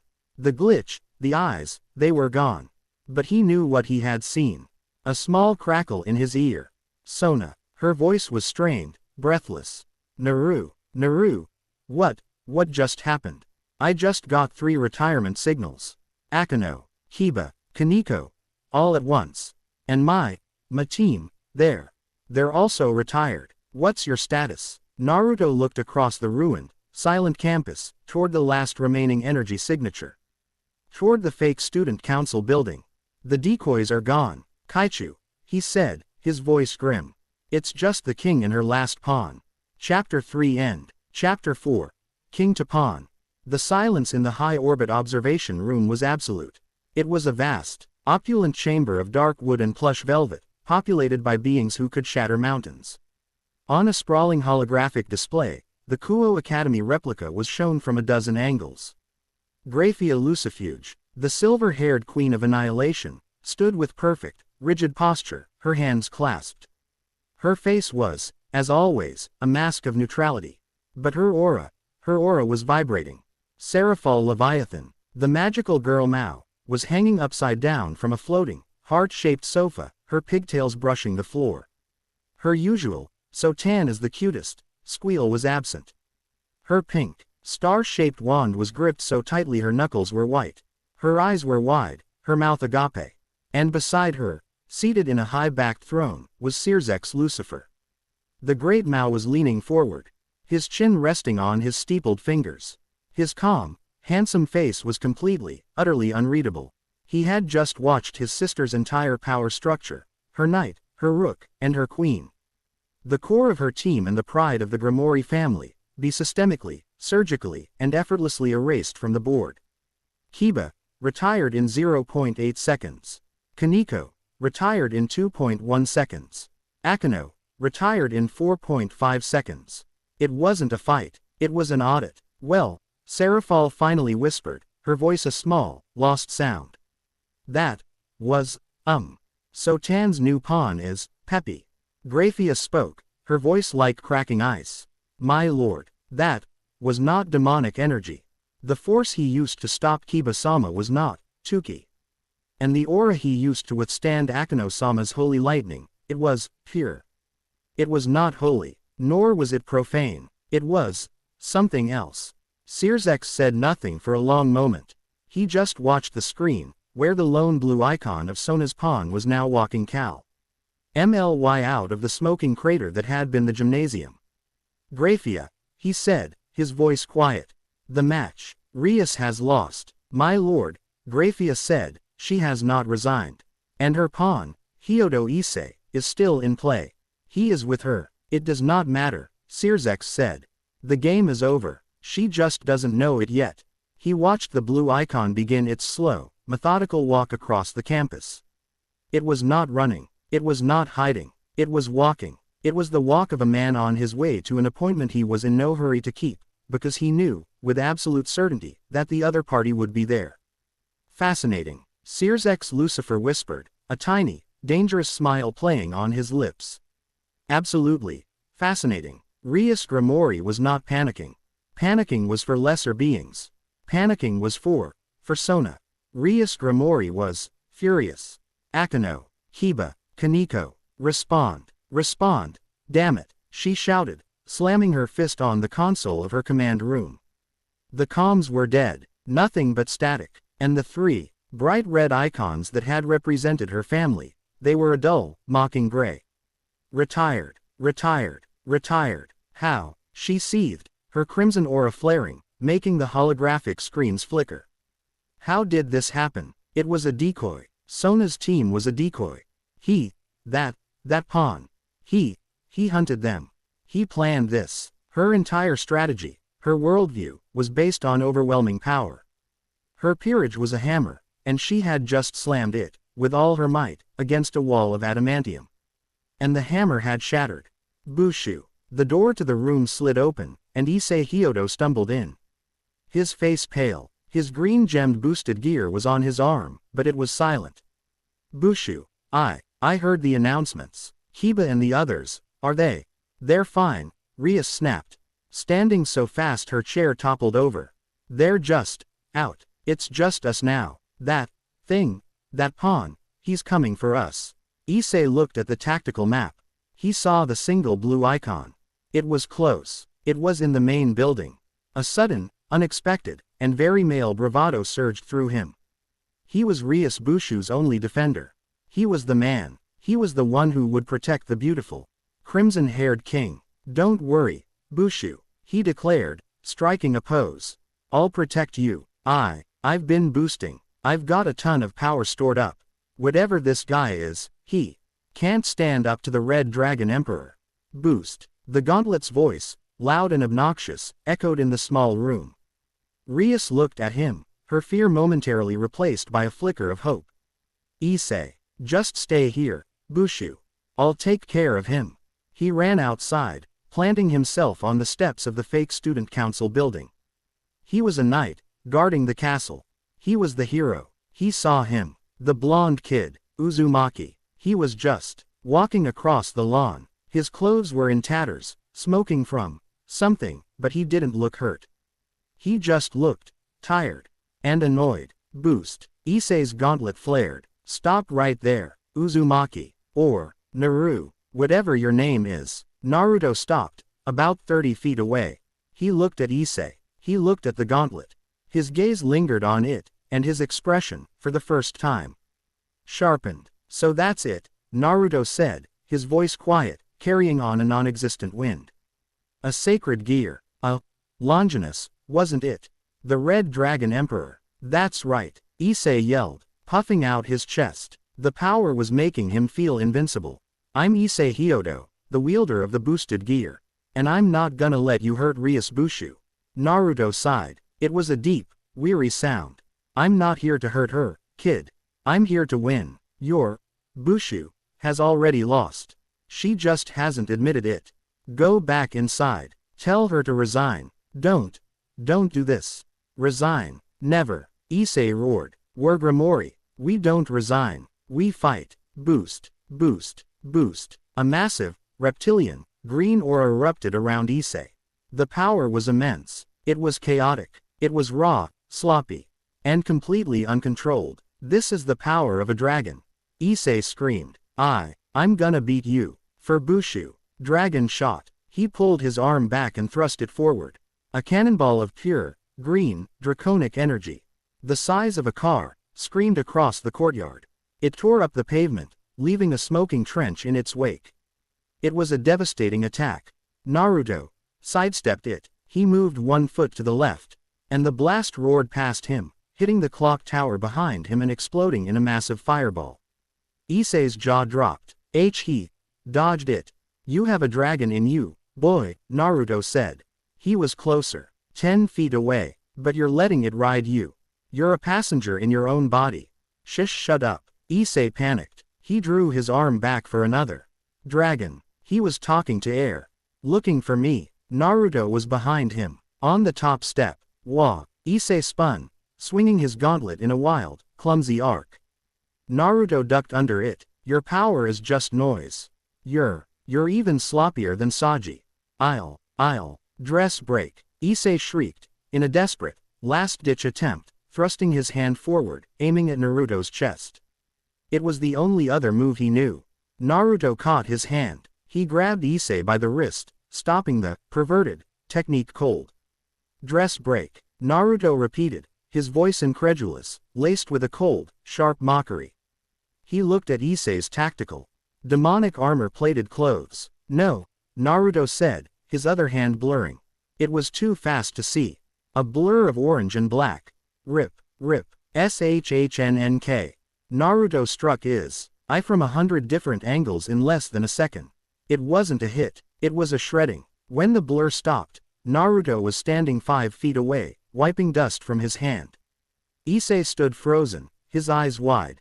He looked down. His armor, his jacket, his shirt, his pants, were reduced to perfectly, geometrically, and humiliatingly sliced ribbons. He was left standing in nothing but his boxer shorts. A pathetic, one-trick pony of a technique, Naruto said, his voice cold. I just improved it. Armor break. He chopped Issei on the back of the neck. System voice. Gremory Pawn, Hyodo Issei, retired. Issei collapsed in a pile of shredded clothing, his last thought one of utter, profound humiliation. 3. Naruto said. He turned and looked at the door to the student council room. The last piece. The king. Inside. Rias had seen it all on the monitor. She had seen Issei's dragon shot miss. She had seen the blonde thing appear behind him. She had seen her last pawn, her hope, her cute Issei, be stripped and neutralized in the most debasing way possible. This wasn't a game. This was a butchering. This creature had no honor, no pride. He was a monster. She heard the footsteps, slow, calm, coming up the stairs. Her terror was gone. It was replaced by the pure, unadulterated, primal rage of a cornered king. The pride of the house of Gremory. You dare, she whispered. You dare humiliate me, my family, my peerage. The footsteps stopped. He was outside the door. Rias's body erupted in a torrent of black and crimson energy. The power of destruction. It was chaos. It was annihilation. The air in the room crackled and tore. The monitors exploded. The walls began to dissolve. You want me, she screamed, her hair lashing around her, her eyes glowing with pure, destructive power. Then come and get me. I'll erase you from existence. She held her hands out, gathering all of her power. Everything. She would vaporize the door and whatever was standing behind it. The doorknob turned. The door didn't explode. It didn't melt. It creaked open. Naruto Uzumaki stood in the doorway, his hand on the knob. He was looking at her, his face a mask of utter calm. He wasn't afraid. He wasn't impressed. He was just there. His arrogance, his disrespect, to just walk in. Checkmate. Gremory-san. Rias shrieked, unleashing her entire being. A wave of pure, concentrated uncreation surged from her, a black and red tidal wave of power designed to annihilate matter, energy, and soul. Naruto didn't flinch. He raised one hand. In his palm, a small, spinning ball of blue light appeared. It was no bigger than his fist. It made a sound like 1,000 birds chirping, a spinning, compressed shriek of wind. It was small. Rasengan, he whispered. The R of destruction hit the spinning sphere. And the world ended. Or, it should have. It didn't explode. It imploded. Rias's blast of chaos, her ultimate power, hit the Rasengan and stopped. It was like a tidal wave hitting a single, perfectly placed drain. The Rasengan wasn't blocking her power. It was grinding it. The compressed, perfectly ordered, sage-enhanced chakra was shredding her chaotic, uncontrolled, demonic energy. It was unmaking her power of unmaking. It was order versus chaos. And order was winning. The Rasengan drilled through her blast, the chirping sound rising to a deafening shriek. It consumed her entire attack in a second, then kept going. Rias didn't have time to scream. The blue sphere, its power almost spent, shot past her head and hit the wall behind her. The entire B-Ak wall of the student council building disintegrated. Not in an explosion. It just vanished, leaving a perfect, spinning, corkscrew-shaped hole, open to the artificial sky. The resulting shockwave threw Rias off her feet. She landed in a heap, her power gone, her body shaking, her aura completely shattered. She was defeated. She looked up, tears of frustration, rage, and humiliation streaming down her face. The room was full of smoke and dust. He was gone. She was alone. No. No. She sobbed. Catchy. A small sound. On her console, Rias Gremory, her body trembling, pulled herself up. She looked at her command console. Sitting there, right next to her Gremory-crested keyboard, was a single, black, wooden shogi piece. A pawn. She heard his voice. It wasn't on the comms. It just echoed in the ruined room. Resign. Rias stared at the piece. The symbol of her utter, total, and profound defeat. She had been beaten. Not by a king. Not by a queen. By a single, solitary pawn. She reached out a shaking hand. And pressed the button. System voice. Grimoire King has resigned. Winner. Sitri Peerage. In Sona's command room, the victory sign flashed in massive, blue letters. Sona Sitri was staring at it. But she wasn't seeing it. She was blank. She had just watched her single, 8-piece pawn, do the impossible. He had, single-handedly, defeated the entire Grimoire Peerage. He had defeated the prodigy of the Grimoire family. He hadn't just won. He had dominated. A small flicker of blue light, the Sitri teleportation circle, flared in the corner. Naruto appeared. He looked the same. Calm. Tired. He brushed some concrete dust from his shoulder. The game. Sona stammered, standing. You. The hammer fell. Kaichu, Naruto said. He looked at the shogi board on her desk. She's not a very good player. Too much emotion. No control. Sona was about to speak. She was about to demand answers. She was about to scream. A new, crimson teleportation circle flared to life. Sears X Lucifer and Graphia Lucifuge stepped out. Sona and Naruto both snapped to attention. Lord Lucifer, Sona said, bowing low. Naruto just inclined his head. Sears X-san. Sears X ignored Sona. His entire, overwhelming, Mao-class attention was focused, like a laser, on the blonde pawn. His casual, friendly smile was there, but his eyes were burning with an intensity that made the air throb. Naruto Uzumaki, Sears X said, his voice pleasant.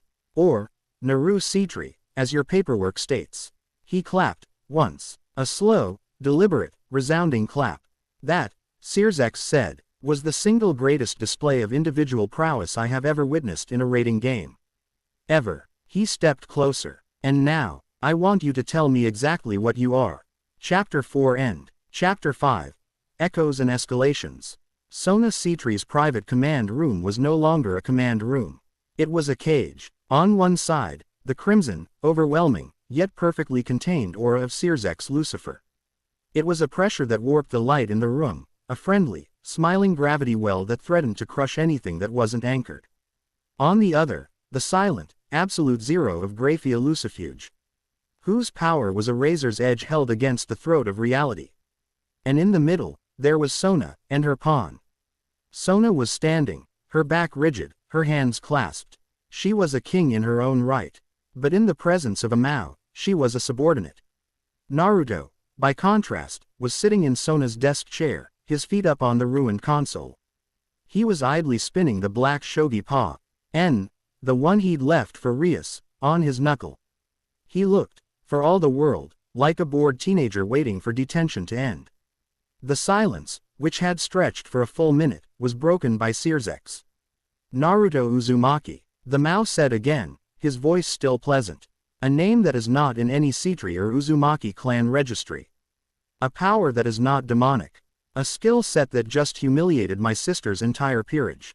You used wind, compressed to a perfect, rotational form, to grind her power of destruction to nothing. You used something to move faster than Kiba. And you used your hand to stop a blow from a Nekomata in full Tuki. Quote. He smiled, a wide, friendly, terrifying smile. You are, without a doubt, the most interesting thing to happen to the underworld in a century. So, I will ask again, what are you? Sona's head snapped toward Naruto. Don't be flippant. Don't be. I'm a refugee, Naruto said, not looking at Sears X, his eyes on the spinning piece. And I'm her pawn. Sears X. Smile didn't waver. But his eyes sharpened. A refugee, from where? Another world, Naruto said simply, as if stating he was from the next town over. There was a war. We won. But the final technique tore a hole. I was adrift, drifting in the dark. You're void, I guess. He finally looked at Sears X, his blue eyes clear and hard. I was dying, or dissolving, I don't know. Then, I felt her. He nodded at Sona. Her spell. It was a rope. An anchor. I grabbed it. Sona's breath hitched. He had never told her this. Not in these words. She summoned me, Naruto continued. Her magic, her 8 pawn pieces, bound my soul to this body, to this world. And here I am. He stopped spinning the piece. That's the story. I am Naru Sitri, pawn of Sona Sitri. I don't know your politics. I don't care about your factions. But she is my king. This town, this school, is her territory. And I protect my territory. The blunt, unadorned honesty of it was more shocking than any lie would have been. Sirzex was quiet. Graphia, for the first time, looked truly surprised. Sona Sitri, the brilliant strategist, had not found a new piece. She had not summoned a powerful servant. She had, by pure, dumb, accidental luck, salvaged a god. Sirzex let out a long, slow breath. The crushing pressure in the room vanished. He chuckled. It was a genuine, warm sound. A refugee, he said, shaking his head. Just like that. My goodness. He walked over, not as a Mao, but as a man. He looked at the ruined wall. That Rasengan, you called it. Fascinating. To counter pure destruction with pure order. He turned to Sona. Lady Sitri, you have done the underworld a great service. My lord. Sona was lost. You haven't just gained a powerful piece, Sona, Sirzex said, his tone now serious. You have contained a force of unknown magnitude. You've given him a purpose. An anchor. A home. Do you have any idea what a being with his power, and his history, could do if he were left to wander? Broken and lost. He could be a Kokobile. He could be so much worse. He looked at Naruto. But he's not. He's a pawn. A loyal soldier who just wants to protect his king. His smile returned, all warmth this time. He's not a threat. He's a stabilizer. The most powerful stabilizer I've ever seen. He clapped his hands together. Well, this is wonderful. And a secret. A massive secret. Sirzex, Graphia interrupted, her voice firm. The power. The glitch in the arena. When Akano-sama used her holy lightning, the dimensional walls flickered. Naruto's posture changed. He sat up. The shogi piece was still. You saw that. We all saw it, Sirzex said, his face grim. For a fraction of a second, the sky was wrong. What was that? Naruto looked at Sona. He had not told her. He saw the question in her eyes. It's a ghost, Naruto said, his voice low. From my world. A thing that was drawn to the war. To the power. I thought I'd left it behind. He stood up, facing Sirzex. It was drawn to your sister's queen. That hybrid energy, that holy lightning, it was like a flare to it. It's a hunter, and it feeds on unique energy. Like hers. Like mine. A cold dread settled in the room, far heavier than Sirzex's aura. This thing, Sirzex said. Is it a threat? It's the threat, Naruto said simply. Your piece, your game, none of it matters. That thing is a void clad. It's a parasite that eats worlds. And it just got a taste of this one. It knows I'm here. And now, it knows you're here, too. 2 days later, the student council room was back to normal. The real one. The wall had been repaired by Sitri magic, leaving no trace of the battle. But nothing was normal. Sona Sitri was the talk of the underworld. The news had spread like wildfire. Sona Sitri's peerage, in a stunning upset, decimates Rias Ramori. The betting pools were in chaos. Sona's parents were ecstatic. Sona herself had been buried in paperwork and congratulatory messages, all of which she'd answered with logical, clipped precision. But her mind was elsewhere. It was on a black, oily sky full of eyes. The door slid open. Sona looked up, expecting Tsubaki. It was Rias Ramori. She was alone. No Akano. No peerage. She wasn't wearing her uniform. She was in a simple, casual dress. Her hair wasn't in its proud, regal style. It was tied back in a simple ponytail. She looked younger and exhausted. Rias, Sona said, her voice guarded. Sona. Rias's voice was quiet. She walked in, but she didn't stride. She didn't own the room. She looked lost in it.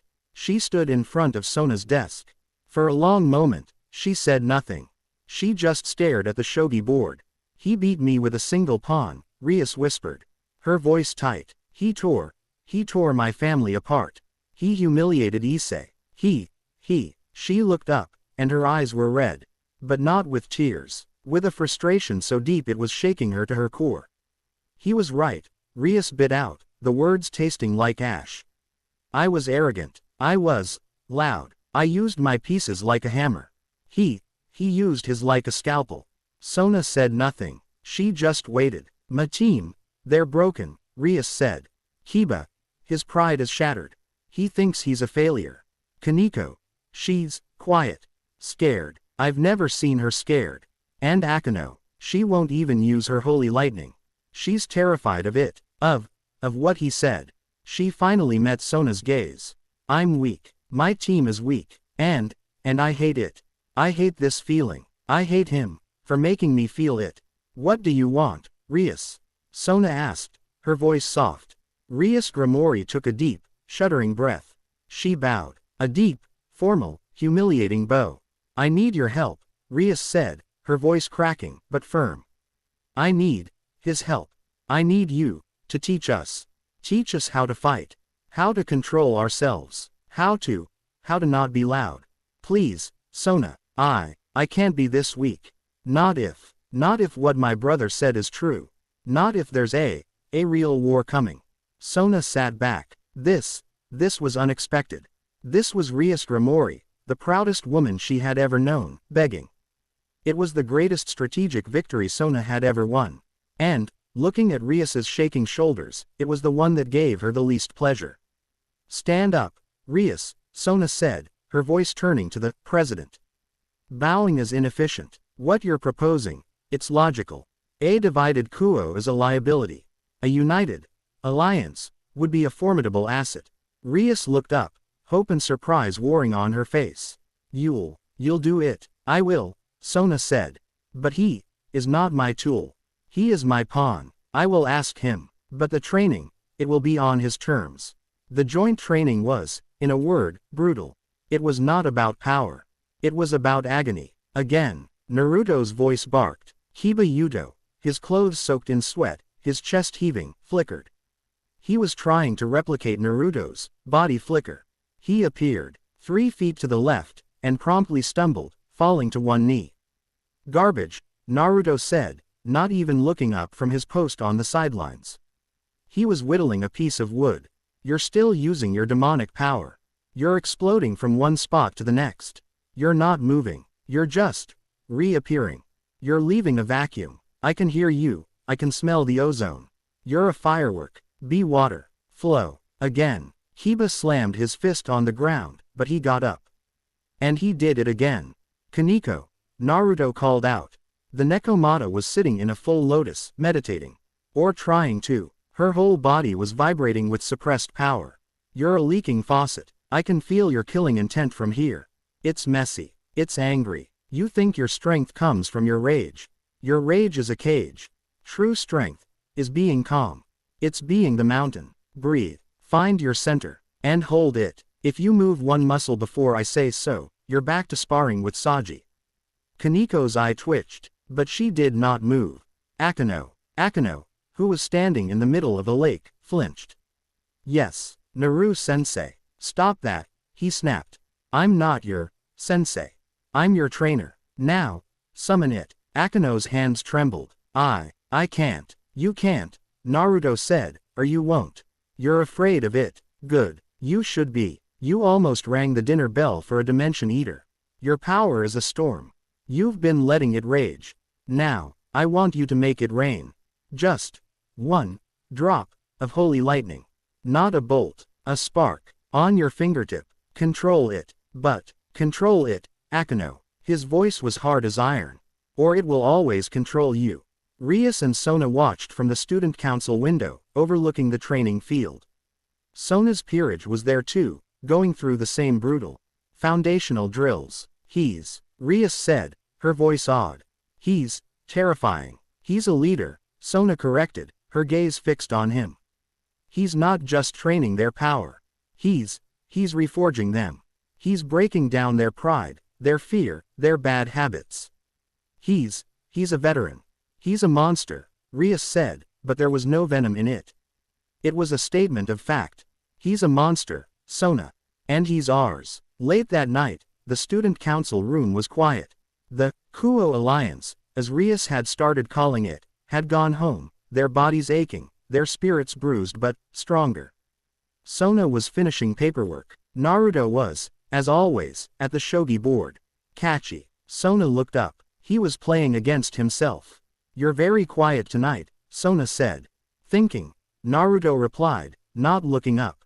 He moved a black knight. About your team. Rias's team. They're flawed. They're built on their sacred gears, their bloodlines. They're all gimmicks. They have no foundation. And you're giving them one, Sona said. Trying to, he muttered. He moved a white pawn. Sona stood, rubbing her temples.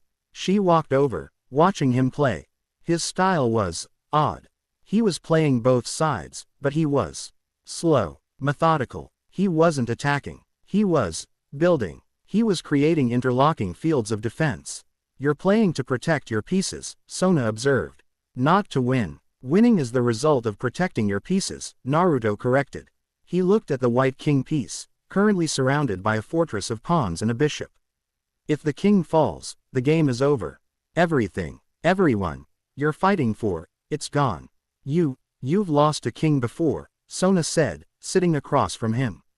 It wasn't a question. Naruto's hand hovered over a piece. I've lost leaders. I've lost friends. I've lost a home. He looked at the king piece, but Sona knew he wasn't seeing it. He was seeing his past.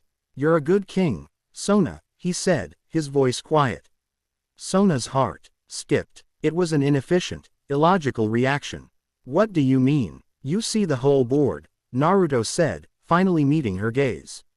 His blue eyes were clear. The sadness in them for a moment held at bay. You see every piece. You know their value. You know their purpose. You have a strategy. He looked back at the board. My last leader. He was brilliant. Strong. My brother, in all but blood. But he never saw the whole board. He moved a piece. Catchy. He only ever saw the next fight. The silence in the room was no longer just silence. It was a connection. He wasn't just her pawn. She wasn't just his king. They were two generals. Two lonely people, sitting across a battlefield of 81 squares. He was, in his own way, a strategist as brilliant as she was. She used logic, he used will.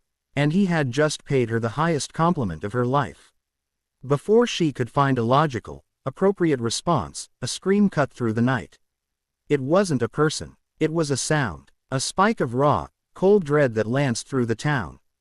Naruto was on his feet before Sona had even processed the sound. His chair crashed to the floor. What was that? Sona asked, her king's sense flaring. A stray. No, Naruto said, his voice a low growl. He was staring out the window, his eyes already narrowed. It's worse. He flickered. He didn't use a magic circle. He was just gone. Issei and Kiba were on the new, mandatory joint patrol. It was Naruto's idea. You want to fight as a team. Learn to live as a team. This is so lame, Issei grumbled, kicking a can. I'm the Red Dragon Emperor. I should be, fighting T-Rexes, or something, not checking for parking violations. Shut up, Issei, Kiba said, his voice tight. He was still in the foul mood he'd been in since the raiding game. This is part of the training. Yeah, be water, Issei mocked, waving his arms. Whatever that means, it means, a voice whispered from the alley to their left, to be formless. Kiba and Issei froze. They spun, Kiba's sword already in his hand. Who's there? Kiba demanded. The shadow in the alley detached itself.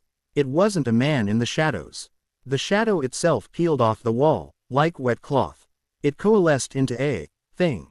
It was man-shaped, but it had no features. It was a silhouette of nothing, with long, thin arms that bent at joints that didn't exist. It had no face. Just a presence of cold, sucking hunger. A stray, Issei whispered, his boosted gear forming. I don't think so, Kiba said, his eyes wide. I can't feel it. Night-kun is right, the creature whispered, its voice the sound of dry leaves skittering on pavement. You can't feel me. I am the absence. It lunged. It didn't move fast, like Kiba. It stretched. Its arm elongated, crossing the 20 feet in an instant. Sword birth. Kiba yelled, meeting the attack. His holy demonic sword passed right through it. There was no impact, no clang. The arm just phased through the blade as if it were smoke. What? Kiba gasped. The formless hand touched Kiba's chest. Kiba screamed. It wasn't a scream of pain. It was a scream of loss. His demonic energy, his speed, it was being drained from him. Pulled out, like thread from a spool. It's eating. Kiba stammered, his legs buckling. Boost. Issei roared, his own power flaring. He punched the creature in the back. His gauntlet, too, passed through it. The creature shuddered in pleasure. It turned its featureless head. Ah! The dragon. Yes, so tasty. It left Kiba, who collapsed, and flowed toward Issei. Its shadow form smashed into him, and Issei's green aura gutted. The boost he'd just gathered was siphoned away in a single, horrifying slurp. DD drain. Dedrake's voice echoed, for the first time, in panic. Get off me. Issei yelled, but he was getting weaker. The thing was feeding. It's not alive, a new voice said. Cold and familiar. The creature froze. It tore itself off Issei, who fell to his knees, gasping. It turned. Naruto was standing at the mouth of the alley. His eyes were no longer blue. They were gold, with the horizontal toed pupil. The peach-colored pigment was painting his face. He was in full sage mode.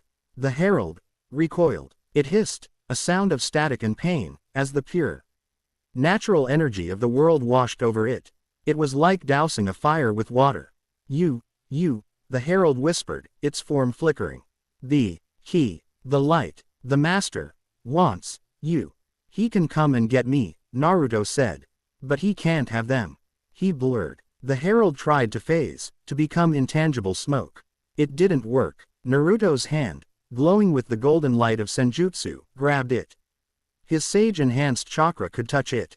It gave it form. The shadow solidified, becoming a writhing, tar-like thing. It shrieked, a sound that shattered glass.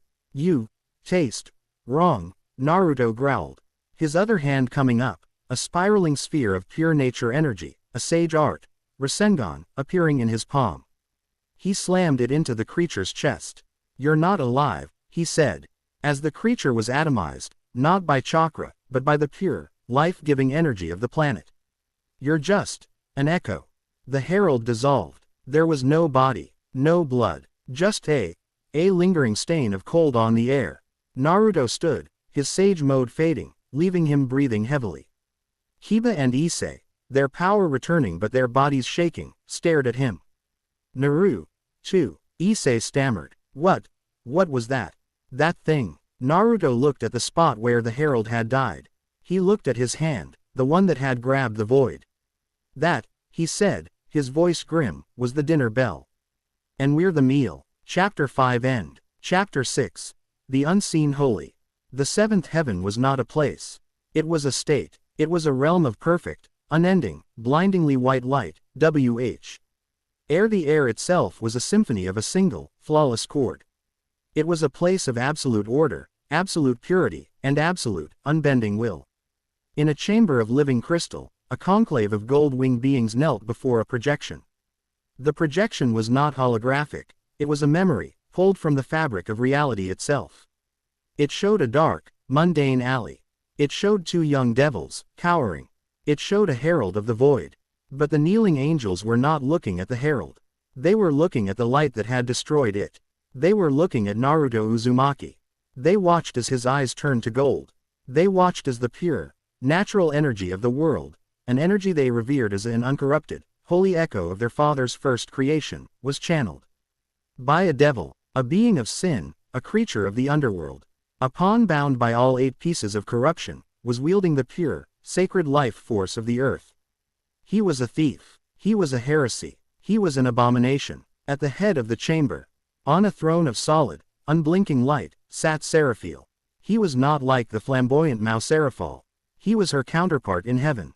Where she was chaos and joy, he was stillness and judgment. He was beautiful, a being of impossible, androgynous perfection, with 6 golden wings that were currently folded so tightly they looked like a gilded shroud. His eyes were not eyes. They were orbs of pure, liquid gold fire. He watched the projection as Naruto's sage art, Rasengan atomized the herald. He watched the golden light, the holy senjutsu, burn the unholy shadow. And he saw no difference. To him, the void-clad and this hybrid were the same. They were both filth. They were both wrong. They were both symptoms of a sick, compromised universe. The pact, Seraphiel's voice echoed, not from his mouth, but from the very air of the room, a 1,000-voice chorus. The pact with the fallen. The truce with the underworld. Michael's weakness has allowed this. He has allowed the lines to blur. And this thing, this fusion of light and dark, this human soul in a devil's body wielding the planet's holy grace, this is the fruit of that sin. He rose. The light in the room intensified, becoming so bright it was painful. This is the keystone of the heresy. This, Naruto Uzumaki, is an abomination in the eyes of the Great Will. He is a cancer that must be purified. My Lord Seraphiel, one of the kneeling angels, a 4-winged dominion, spoke, his head pressed to the floor. Lord Michael, he has advocated for peace. He, Seraphiel's golden eyes flared. The dominion cried out, as if struck, his wings sizzling. Michael is compromised, Seraphiel's coarse voice boomed. He is blinded by the politics of peace. He has forgotten the purity of the mission. I will not allow this blasphemy to stand.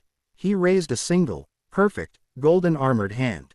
The purifiers will act where the archangels fail. We will cut this cancer from the world. We will reset the balance. He pointed at the frozen image of Naruto. Assemble the erasure squad. I will go to this, Kuo. I will face this thing, myself.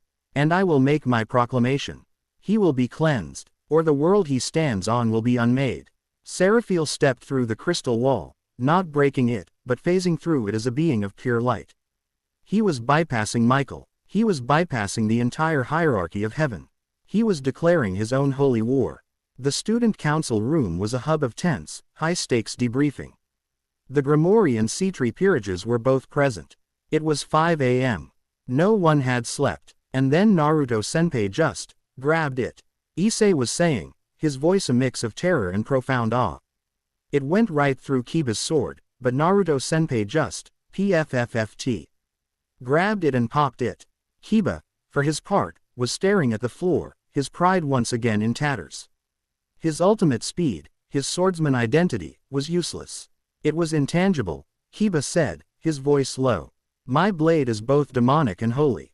It should have hit something. But it passed through. His sage mode, it gave the creature form. It's an echo, Naruto said. He was standing at the window, watching the sun begin to rise. He hadn't sat down. Herald. It's a feeler, sent by the main body.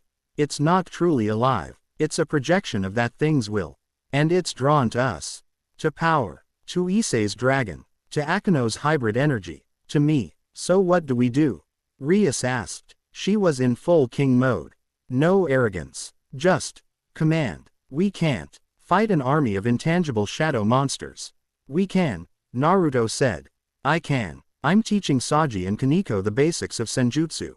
The feeling. It will take time, but they can learn to touch them. The rest of you'll have to be the shield. You'll have to protect the anvil, while I act as the hammer. This is a war, Sona said, stating the fact. Her mind was already running 1,000 strategic simulations. And we are the only soldiers. No, Naruto said, his body tensing. We're not. He turned from the window. His expression was cold. We are, he said, about to be invaded. The void-clad, Rias asked, her power of destruction already starting to gather. Worse, Naruto said, his gaze fixed on the ceiling. A zealot. The world stopped. The air in the student room was crushed by a pressure that was the opposite of Sears's. It wasn't gravity. It was light. A piercing, suffocating, golden light that made every devil in the room gasp, their demonic energy recoiling in agony. Issei's boosted gear flared, danger. Roaring in his head, Akino cried out, her fallen angel heritage screaming in protest. A single, perfect, golden column of fire erupted in the center of the Kuo Academy courtyard. It did not burn the grass. It purified it, and from the column, Seraphil emerged. He stood, 6 golden wings unfurled, his presence so pure it was toxic. Naruto was beside Sona in an instant. The entire combined peerage was on the balcony, looking down. Seraphil looked up. His golden, fire-filled eyes passed over Rias, over Sona, over Issei, and locked onto Naruto. He felt it. The thief. The blasphemy. Beings of Kuoh. Seraphil's voice boomed, the 1,000-voice chorus slamming into their minds. You have harbored a heresy. You have sheltered an abomination. He raised his golden spear, pointing it directly at Naruto. That thing, he roared, is a cancer. A devil pawn, fused with a human soul, stealing the holy grace of the planet. It is the ultimate blasphemy. A mockery of the great will. Who the hell, is that? Issei stammered, his knees buckling. A seraph, Akano whispered, her face white with terror. That's Seraphil, the chief of the virtues. The purifier. I am Seraphil, the voice of judgment. He proclaimed, as if answering her. In the name of the uncorrupted will, I declare this territory a den of heresy. You will hand over the abomination. Naruto Uzumaki, for holy purification. This entire town will be cleansed in holy fire. Rias, her Grimoire pride overcoming her fear, stepped forward. In the name of my brother, Seers X Lucifer, I say you have no authority here, angel.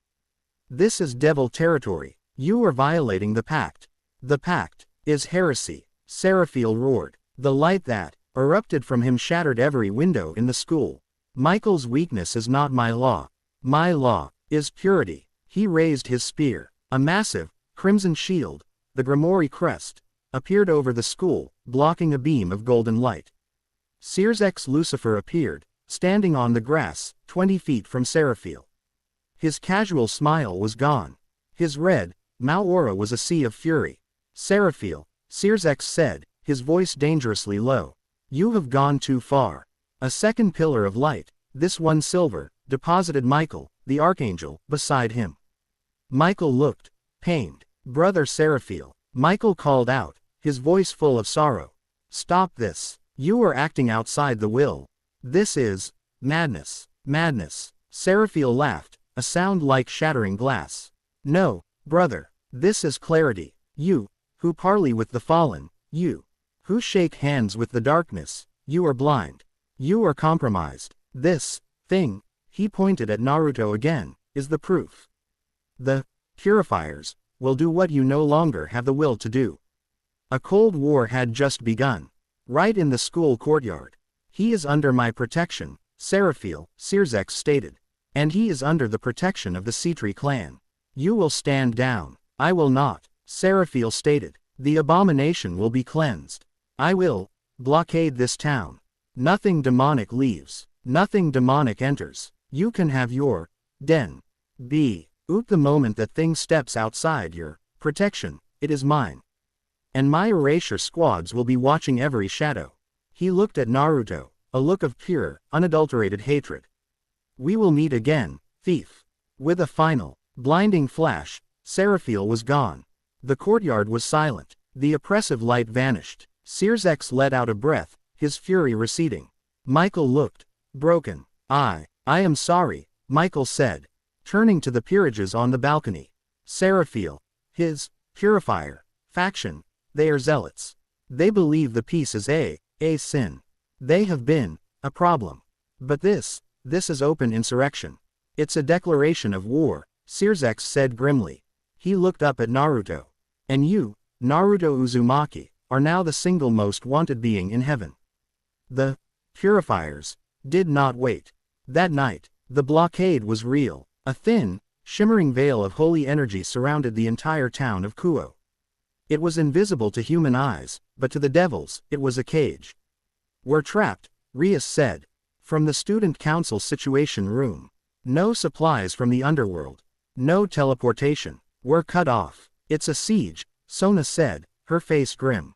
He's waiting for us to starve, or for him to make a mistake. She nodded at Naruto, who was quiet. He won't wait, Naruto said. Zealots don't wait, they act. He's testing us. As if on cue, an alarm blared. Intruders, Tsubaki shouted. In the town center, a squad. They've breached the barrier. They didn't breach it, Naruto said, standing. They were let in. It's his erasure squad. The Alliance, Rias said, standing. We go. All of us. The town square was a warzone of gold and red. A dozen beings in white and gold armor, angels of the Virtue and Dominion class, were battling. No one. They were systematically destroying the square. By order of the Seraph Seraphiel. The abomination will show itself. Or the cleansing will begin. The leader, a towering Dominion with 4 wings, proclaimed. Hey, you're scratching the paint. The Dominion turned. The entire Kuo Alliance was standing there. Rias and Sona at the front. Their peerages, arrayed behind them. The heretics, the Dominion sneered. So, you've come to protect your pet. Seize the abomination. Retire the rest. The angels charged, spears of pure, golden light in their hands. Now, Sona commanded. The battle that followed was not a battle. It was the training. Kiba, Rias yelled. Kiba didn't charge. He flowed. He became water. An angel lunged. Kiba sidestepped, not with a burst of speed, but with a fluid motion, disarming the angel. His sword tapping the angel's neck. Retired, Kiba whispered. Kaneko, anchor. Naruto ordered. 2 angels fired lances of light at her. Kaneko didn't move. She crossed her arms, her eyes closed. She wasn't just tanking the hit. She was channeling her Tuki, her calm senjutsu, into the ground. The light hit her, and grounded into the earth, dissipating harmlessly.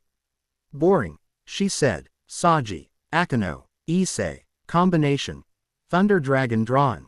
Sona commanded. On it, Kaichu. Saji yelled. He didn't attack. He fired his Vritra line, onto Issei's gauntlet. Boost. Akano. Spark. Rias commanded. Akano, her eyes clear. Didn't call a storm. She fired a single, tiny, precise spark of holy lightning. It hit the Dominion leader's spear. What is this? Insult, the Dominion began. My turn, Saji yelled, his gear flaring. He sucked the holy spark through his line, and fed it into Issei's boosted gear. Holy boost, Didrag's voice roared, confused but powerful. Issei's Ura turned from pure red to a swirling red and gold. He pulled his arm back. I'm overflowing. Dragon shot. He fired. It wasn't a green cannonball. It was a beam of pure, Grimori dragon holy lightning. It struck the Dominion, and the angel's armor cracked. This is impossible. The Dominion gasped, falling to one knee. Sona's water magic and Rias's controlled orbs of destruction had already contained and retired the rest of the squad. It was over. In 30 seconds. The Kuo Alliance hadn't just won. They had dominated, using tactics. This, Sona said, adjusting her glasses, is the power of the Kuo Alliance. Tell your master to stand down. He will not, the Dominion gasped. I know. Naruto was standing in front of him. He hadn't moved the entire fight. A new, crushing golden light descended. Seraphiel was here. He looked at his defeated squad. He looked at the combined team of devils, standing proud. His face, for the first time, was not calm. It was a mask of pure, unholy rage. You, children, he seethed. You corrupted them. You taught them to wield our light. You, abomination. He decided, in that moment, that the Cold War was over. He would purge them all. He would break the pact. He raised his spear, and the sun itself seemed to descend on Kuo. This ends. His power was god level. Rias, Sona, none of them could stop this. A hand caught the spear. Not Naruto's hand. Naruto was standing right where he had been. Seraphiel's golden eyes widened. Naruto was still in front of him. But another Naruto, one made of pure, golden, natural energy, a Sage Mode clone, was standing beside him, his hand wrapped around the spear of light. You're strong, Naruto's voice said, from both bodies at once. You're probably the strongest light user I've ever met. The clone let go of the spear. The real Naruto was now in Seraphiel's guard, his hand open. But you're hollow, Naruto said. He tapped Seraphiel in the chest. A single, gentle tap. It wasn't a Rasengan. It was just a pulse. A pulse of pure, natural energy. Seraphiel's holy light was life energy, but it was all fire. All yang. It had no yin. It had no shadow. Naruto's senjutsu was balance. When his balanced energy touched Seraphiel's unbalanced energy, it was like a tuning fork hitting a cracked bell. A deafening soundless ring. Seraphiel gasped. His light flickered. He stumbled back, his hand over his chest, his divine power recoiling from the harmony that Naruto had just injected. What are you? Seraphiel stammered, his invincibility shattered. I'm just as unbalanced as you are, Naruto said, his sage mode fading. I'm all shadow. You're all light. The difference is, I know it. Seraphiel stared at him, his rage and his faith warring. This creature had touched him, and it had hurt him. Not his body, his soul. This is not over, thief. He roared, a hint of panic in his coarse voice. He was about to unleash his true power. Seraphiel, Michael and Sirzex slammed into the square, their power shattering the holy blockade. They were not here to talk. They were furious. You dared. Michael roared, his usual calm gone. His 10 silver wings unfurled. You deployed an erasure squad against a treaty-protected territory. This is an act of war. Seraphiel looked at Michael. He looked at Sirzex. He looked at the United Devils. And he looked at the abomination, who was standing, calmly, as if he hadn't just shaken a seraph to his core. His faith, his purity, was absolute. This was a test. This is not over, he seethed, his voice dropping to a single, deadly whisper. The heretics will be purged. All of them. He vanished in a column of fire, taking his defeated squad with him. The Kuo Alliance was left standing, victorious, in the ruined square. They had won. They had beaten an elite angel squad. Sona and Rias looked at each other. They hadn't just won a fight. They had proven their alliance. Naruto looked at the sky. He let out a long breath. A war from the void. A holy war from heaven. He was no longer a refugee. He was, once again, the man in the middle. Chapter 6 End. Chapter 7. The Grimoire Gambit. The Kuo Academy Student Council room had become a prison. For 3 days, the golden, shimmering dome of Seraphiel's purifier blockade had held. To the humans inside, it was a statistical anomaly. A sudden, bizarre spike in migraines, nosebleeds, and a general, pervasive sense of anxiety. The sky looked thinner. To the devils, it was a cage of pure, holy oppression. The combined peerages were gathered, their energy suppressed, their moods grim. Sona's tactical maps were useless. She was a master of logistics, but there was no strategy for this. They were an island, and the entire ocean was on fire. He's not just blockading us, Michael, the Archangel, said. He was present via a projection of silver light, his face etched with a pained weariness. He has support. The Purifier faction. They've been a quiet minority for centuries.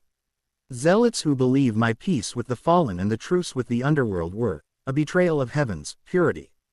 Your victory against the Erasure Squad, and Seraphiel's public confrontation, it has become a rallying cry for them. They see him as a martyr for the true faith. Sirzex Lucifer, who was present in person, his arms crossed, looked grim. He has forced a schism, Michael.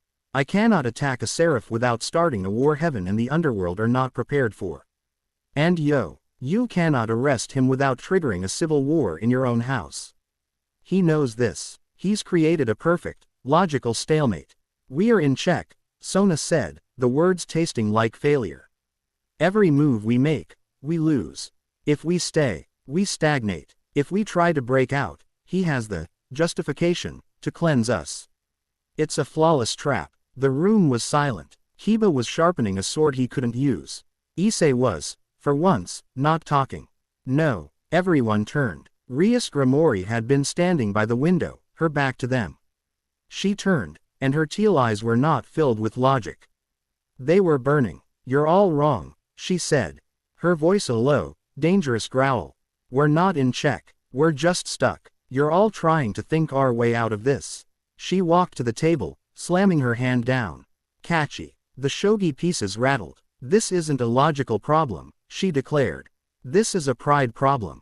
Seraphiel isn't a strategist. He's a bully. A zealot. He's furious. She looked directly at Naruto, who was leaning against the far wall, his eyes closed. He's furious because you shook him. You touched him with your balanced energy, and you made him doubt.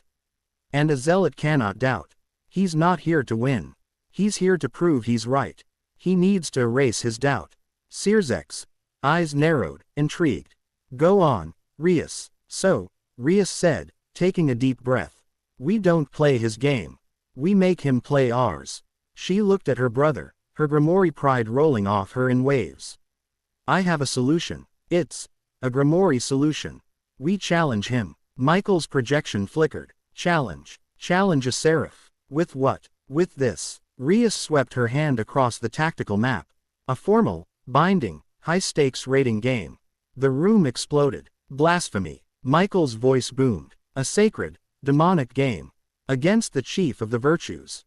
It's suicide, Tsubaki said, her logic-driven mind recoiling. Rias-sama, his legion. The purifiers number in the thousands. We are 17. Intriguing. Sirzek whispered, a dangerous smile touching his lips. He'll never accept, Sona said. It's illogical. Why would he agree to a game when he's already winning the war? Because, Rias said, her gaze locking on Sona, we'll give him the one thing he craves more than victory. We'll give him the stakes. She turned to the entire room. The Kuo Alliance, Rias Grimoire's peerage and Sona Sitri's peerage. Against Seraphiel and his entire Purifier Legion. The game is broadcast to all three factions. If we win, he and his Purifiers permanently renounce their claim on Kuo. They declare, publicly, that Naruto Uzumaki is not a heresy, but a stabilizer. And if we lose? Saji asked, his voice shaking. Rias looked at Naruto. If we lose, he gets what he wants. The silence was deafening. No. The word was quiet, but it cut through the room like a kunai. Naruto opened his eyes. They were cold. Absolutely not, he said, pushing off the wall. I am not a prize. I am not a bet. I will not be wagered in your games. Naru. Sona started, the logic. I don't care about your logic. He snapped, a flash of the old, hot-headed Naruto appearing. I've been a tool my entire life. A vessel, a weapon. I am done being a bargaining chip. This is the only way. Rias argued. It forces his hand. It turns his pride against him. Find another way, Naruto said, his voice flat. He walked to the door. I will not be the pot in your gamble. He stepped into the hall and was gone. The room was left in a stunned, broken silence. Well, Rias said, her bravado crumbling. So much for that, quote. Sona found him on the roof. The wind was whipping, pulling at his clothes, a physical manifestation of the holy pressure that surrounded them. He was staring up at the shimmering, golden cage. She didn't say anything for a long time. She just stood beside him, her gaze on the horizon. It's almost beautiful, she said quietly. Such perfect, ordered, unbending light.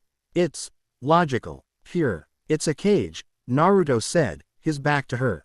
Yes, it is. Sona took a breath. Rias's plan. It's insane. It's a true Grimoire move. It's all emotion, all pride, all risk. It's illogical. The variables are incalculable. The chance of failure is near total. Then don't do it, Naruto said. I am going to accept it, Sona said. He turned. His eyes were narrowed. What? After I just said. You said you would not be a prize, Sona interrupted, her voice sharp, her own logic-driven mind forcing this new, terrifying path. And you won't be. You misunderstood the gambit, Naru. She stepped closer to him. You are not the wager. She looked him dead in the eye, her gaze as absolute and unbending as the holy light around them. You are the king. Naruto's breath hitched. Sona, quote, I am a strategist, she said, her voice tight, shaking with this new, terrifying emotion, faith. I see the board, and the board is locked. Sirzek cannot move. Michael cannot move. I cannot move. But Rias just kicked the table over. She's proposed a new game. A game we can win. But it is a game I can't win with logic. She held up a single shogi piece. A pawn. This is me. The strategist. The logician. My perfect plan. She put the pawn in her pocket. Then she pointed, not at the board, but at him. You are my king in this game. You are the one who sees the will of the pieces. You are the one who broke Seraphil's perfect logic. I am not betting you, Naru. I am betting on you. My logic, my peerage, my life. I am betting it all on your will. This is the only move we have left. This is my strategy. She was terrified. He could see it. Sona Sitri, the queen of logic, was abandoning her throne and putting her entire world on an illogical bet. On him. It was the ultimate, absolute declaration of trust. He stared at her for a long, heavy moment. The wind howled. He finally let out a long breath. The tension left his shoulders. A Grimoire gambit, run by a Sitri strategist, and fought by an Uzumaki. He almost smiled. The angels won't know what hit them. He turned to face the golden sky. All right, Kaichu, I'll be your king, but we do it my way. We don't play to win. We play to end this. The challenge was issued. As Rias had predicted, Seraphil's pride could not refuse. To him, this was not a game. This was a divinely sanctioned execution. He would personally strike down the abomination in front of all three factions. He would prove his purity. He accepted. The arena was not a replica of Kuo. It was a pocket dimension of Michael's creation. A vast, floating, ruined celestial city. Crumbling white gold towers, broken archways, and a sea of white clouds below. It was beautiful, and it was a battlefield. The Kuo Alliance stood on a massive, circular platform. All 17 of them, healed, focused, trained. On the far side, on a platform a mile wide, stood the Purifier Legion. It wasn't 1,000, it was 5,000, a sea of golden armor, white gold wings, and pure, hateful light. They were an army of zealots, and Seraphil stood at their head, his spear of light burning like a miniature sun. It's an army, Saji whispered, his Vritra gear coiling nervously. Kaichu. This is impossible. They are an army, Kiba said, his hand on his sword. But he wasn't shaking. But, there, slow. Naruto looked at him, impressed. You feel it? Yes, Kiba said, his eyes sharp. They're all power, no flow. They're rigid. They're brittle. Exactly, Naruto said. He stepped in front of the united peerages. They are an army, yes. But they are one mind. They are all zeal. They have no will of their own. They are a single, perfectly crafted, glass hammer. We are going to be the stone. He turned to his alliance. Listen up. This is the plan. We are not fighting a war of attrition. We are not holding a line. We are a scalpel. Sona, Rias, Akano, Tsubaki, you are with me. We are the king and queen squad. Our only target is Seraphil. We're decapitating the snake. But, Naru Senpai, Issei said, his gauntlet glowing. What about them? The other 5,000. Naruto just smiled. It was a feral, foxy grin. It was the first true smile they had ever seen from him. Them, he said. They get to be the diversion. He stepped forward, the wind ruffling his hair. He brought his hands together in a familiar, cross-shaped seal. This, he whispered, is going to hurt. He took a deep breath, and for the first time, he willingly called on it. He reached past his own chakra, past the senjutsu of the world, and pulled on the vast, seething, infinite well of power that lived inside his soul. The combined, colossal might of the tailed beasts. Tailed beast art. Mass multi-shadow clone jutsu. He roared. The world exploded. It wasn't a poof. It was a sonic boom of pure, golden energy. The sky tore. The clouds vanished. On the floating platforms, on the crumbling towers, in the empty air, clones appeared. Not 1,000, not 5,000, 10,000. An ocean of golden, chakra-cloaked Narutos. And every single one of them was in sage mode. The Purifier Legion, the army of pure light, froze. Their purity, their logic, their zealotry, it shattered. They were staring at a legion of the very abomination they had come to destroy. An army of 10,000 hybrid devil sages. It was a blasphemy so vast, so profound, that their minds could not process it. You've Got to be kidding me. Issei stammered, his gauntlet silent in sheer, dumbfounded awe. Rias just laughed, a wild, exultant laugh. That is my new favorite pawn. The original Naruto, standing beside her, grinned. They're confused. They're scared. Their purity is broken. Let's add some chaos. He pointed a finger at the frozen angelic army. Go. The clone army roared. It was a single, deafening sound. And they charged. The war began. It was pure, unadulterated anarchy. The angels were masters of formal, one-on-one holy combat. They had no answer for this. They had no answer for 10,000 laughing, screaming, taijutsu-wielding sages. Clones were throwing angels off towers. They were forming conga lines and tackling entire phalanxes. They were creating thousands of miniature Rasengans. It was an ideological nightmare. They're fighting holy sages. One angel screamed, before being drop-kicked by a clone. They are devils. Another roared, before being dog-piled. In the center of this absolute, golden tidal wave of chaos, the real team ran. Now, Naruto yelled. The clone war was their shield. The king and queen squad, Naruto, Sona, Rias, Akeno, and Tsubaki, ran through the battle, completely unseen. Their path cleared by the clone army. They were the scalpel, protected by the most chaotic, overwhelming diversion in the history of the three factions. They burst through the final gate, into Seraphil's high tower command post. Seraphil was there, alone. His royal guard was gone, drawn into the sea of clones below.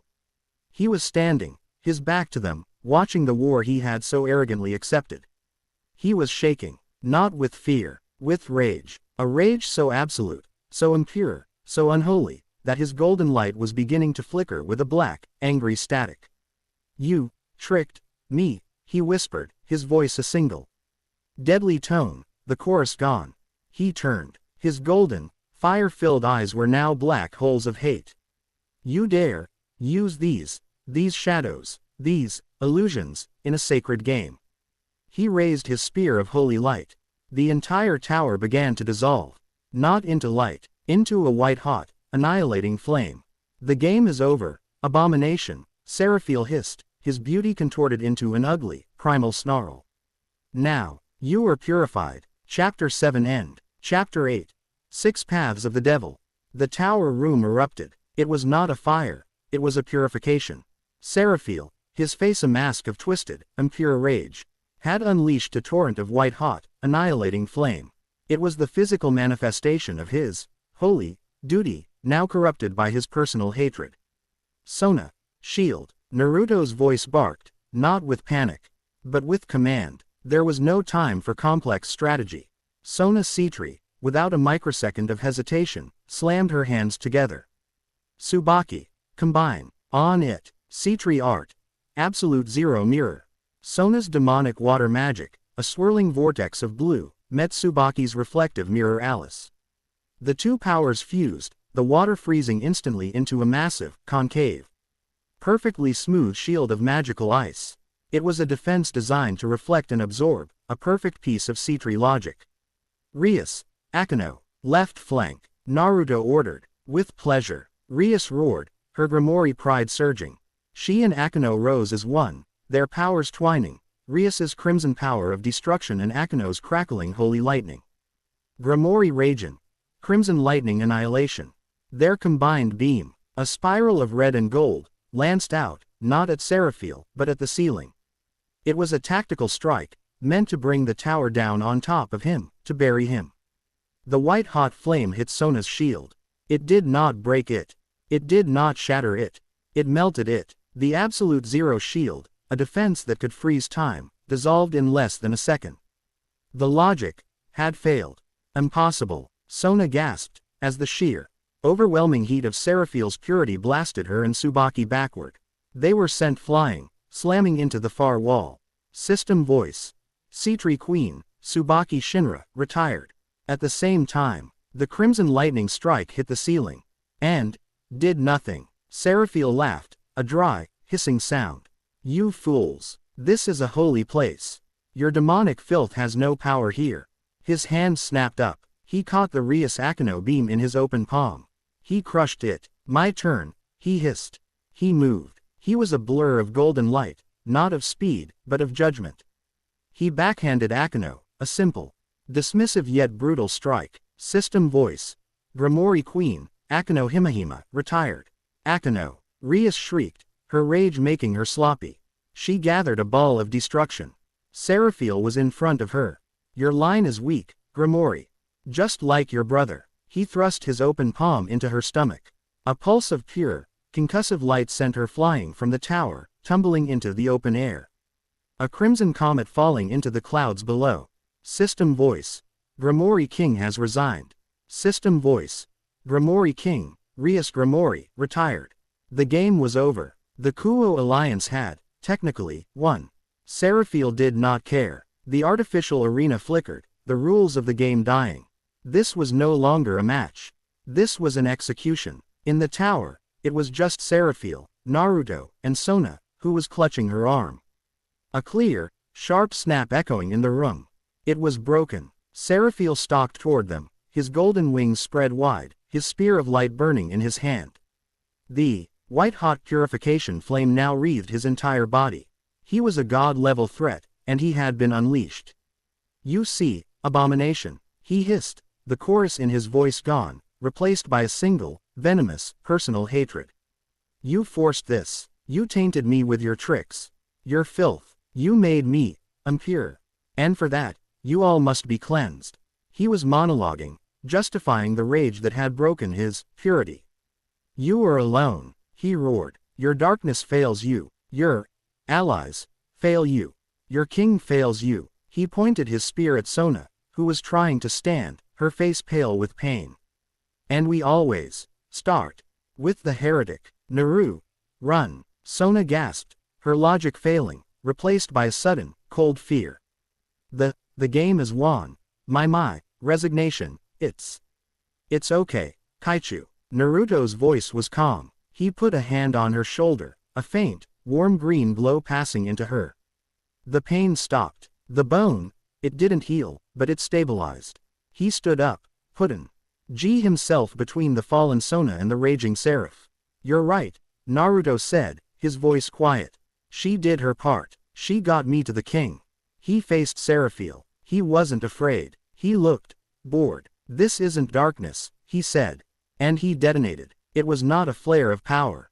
It was a flood, a tsunami of pure, divine, golden energy that erupted from his body, so vast and so pure it made Seraphiel's own light look like a cheap, flickering candle. The white-hot flame around Seraphiel was snuffed out, instantly, as if plunged into a vacuum. Naruto's body changed. His skin didn't just glow, it became a font of roiling, golden sun-fire energy. His hair stood on end, blazing. His eyes were no longer blue. They were molten gold, the pupils across, a perfect synthesis of Toad Sage's horizontal bar and his own vertical pupil. 9, pitch black, baseball-sized spheres, truth-seeking orbs, faded into existence, hovering in a halo behind his back. And then, the wings. From his back, his demonic pawn wings unfurled. They were massive, spreading to fill the room. But they were not leathery. They were not demonic. They were made of the exact same, solid gold, divine energy as his cloak. He was the paradox. He was the heresy. He was the abomination Seraphiel had feared, made manifest. He was a devil king, a human soul, wielding the ultimate form of holy power. He was 6 paths of the devil. Seraphiel's rage vanished. It was replaced by a sudden, profound, theological terror. This could not exist. No. No, no, he stammered, his body taking a half-step back. This is impossible. A devil, a creature of sin, cannot hold the light. It is a lie.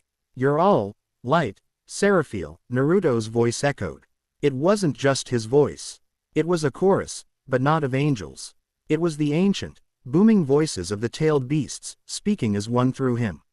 You're all fire, all young, you're unbalanced. I am purity. Seraphiel shrieked, his faith demanding he attack.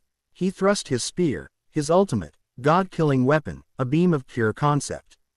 Purge, purge, purge. Naruto didn't move, he simply willed it. One of his 9 truth-seeking orbs flew from his back, intercepting the beam. The spear of light, the holy weapon that could unmake a Mao, hit the black sphere.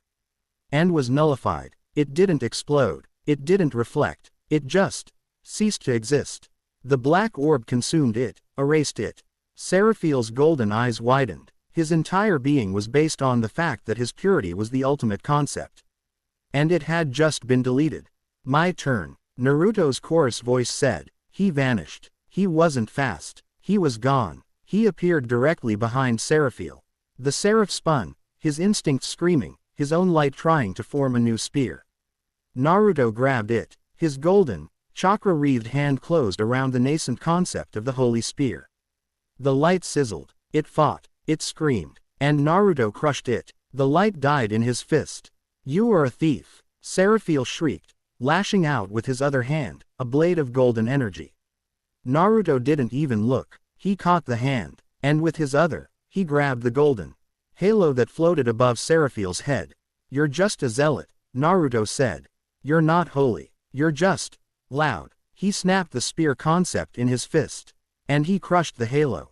The halo, the symbol of Seraphiel's divine authority, cracked like glass, and then it shattered into 1,000 fading embers. Down below, the 10,000 sage clones stopped fighting. As one, they froze. The entire angelic legion, battered, bruised, and ideologically broken, also froze.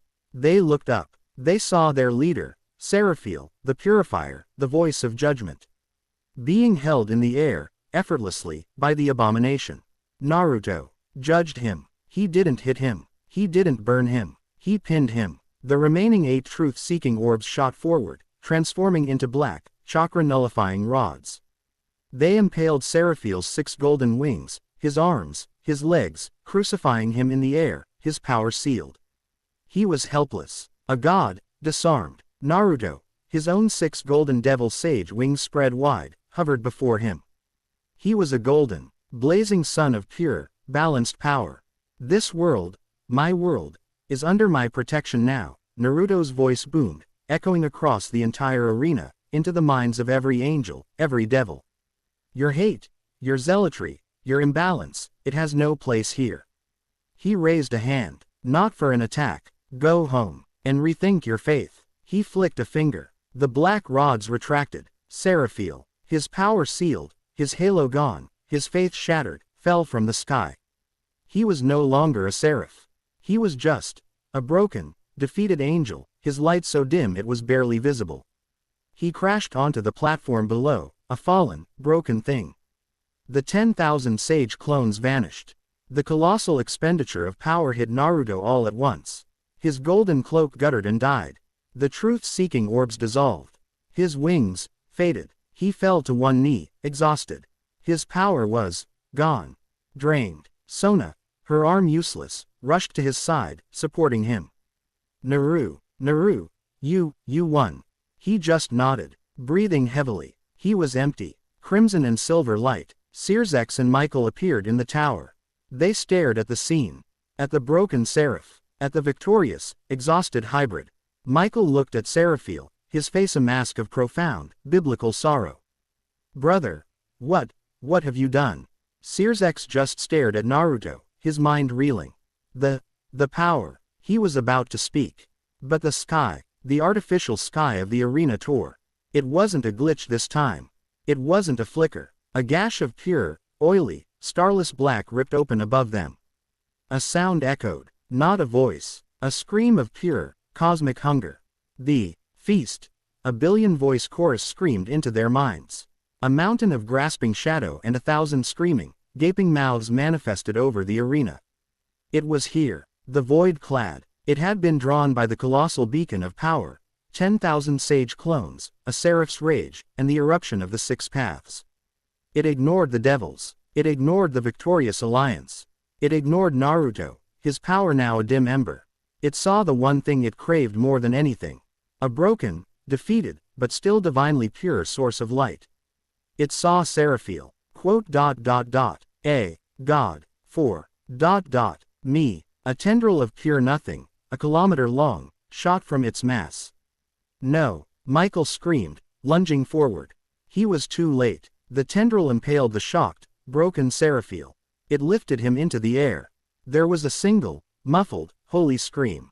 And the void-clad yanked him back, devouring him. The creature pulsed, a wave of ecstatic, dark energy rolling off it. It was stronger. It had fed on a god. It turned its 1,000 newly bright, screaming mouths to the small, exhausted, golden-haired speck on the tower. Quote. Thank you for the appetizer, little light. Quote. Now for the main course. Chapter 8 End. Chapter 9. The Longest Night. The hunger was a sound. It was a psychic scream of a trillion-year-old starvation. A sound that bypassed the ears and sank its icy teeth directly into the soul. The light from the void-clad was not light. It was a sheen, like oil on water, that sucked the color from the ruined celestial arena. The thing was a mountain of writhing, disjointed shadow, and it pulsed with the stolen, divine energy of the seraph it had just consumed. Sears X Lucifer, for the first time in 1,000 years, felt a sliver of cold. His body tensed, crimson power of destruction crackling, ready to unleash the force of a Mao. Beside him, Michael's 10 silver wings flared, a nova of holy power gathering in his hands. Ready to avenge his fallen, misguided brother. No, don't. The voice was a ragged gasp. Naruto, leaning heavily on Sona, his own power just a dying ember, was staring at them, his eyes wide with a desperate veteran's knowledge. Don't use your power. You'll feed it. What? Sears X. Aura faltered. It is a creature. It must be. It's not a creature. Naruto snapped, his voice raw. It's a whole. It doesn't have power. It eats it. All that holy energy, that demonic power, to that thing, it's just food. You're a banquet. A cold, internal voice, ancient and rumbling, confirmed it from inside Naruto's mind. The kid is right, Kurama growled, his voice weak, exhausted from the 6 paths display. This thing, it's like the 10 tails gluttony, but empty. It's nothing, and it wants to make everything like it. You can't fight it, Naruto. You'll just make it stronger. Sona's brilliant, tactical mind snapped onto the new, horrifying variable. Her blood ran cold. She looked at Sears X, then at Michael. My gods, he's right, she whispered, her voice shaking. Lord Lucifer, Lord Michael, you are not our saviors. You are a liability. Your very presence is. It's bait. The realization was absolute. The 2 most powerful beings in the arena were useless. If they unleashed their full might, they wouldn't destroy the monster. They would create a god. The void-clad, as if sensing their hesitation, shrieked in ecstasy. It had just devoured a seraph. It was high on the taste of divinity. It no longer cared about the main course. It just wanted more. Its mountainous body dissolved, splitting into 1,000 tendrils of pure, grasping nothing, lashing out at everything. At the broken, terrified purifier angels. At the Kuo alliance. At the very stone of the arena. This was not a fight. This was a feeding. Graphia. Sears X roared, his power receding, held back by a will of iron. A silver magic circle appeared. Graphia Lucifuge, along with Rias's entire, now revived peerage, appeared on the tower. The game was over. The retired pieces were back. Rias, Issei yelled, seeing his king. Get back, Rias screamed, as a tendril of shadow vaporized a tower near them. The alliance. To me, Sona commanded, her king's voice cutting through the panic. Her arm was broken, but her will was iron. The combined peerages, Kiba, Akano, Kaneko, Issei, Saji, Tsubaki, Ruruko, Momo, all of them, battered and drained, formed a desperate, protective circle. What do we do? Kiba yelled, his sword in hand. My blade. It won't touch it.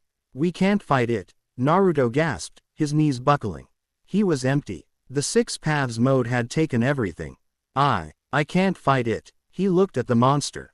It was chaos. It was imbalance. But I can seal it, he breathed. Seal that, Saji yelped. It's the size of a country. It's like the 10 tails, Naruto panted, his mind racing. It's just power. It has no will. It's just hunger. I can make it a core. I can give it one. Shibaku Tensai. The six paths planetary devastation. I can trap it in its own gravity. I can make it a moon.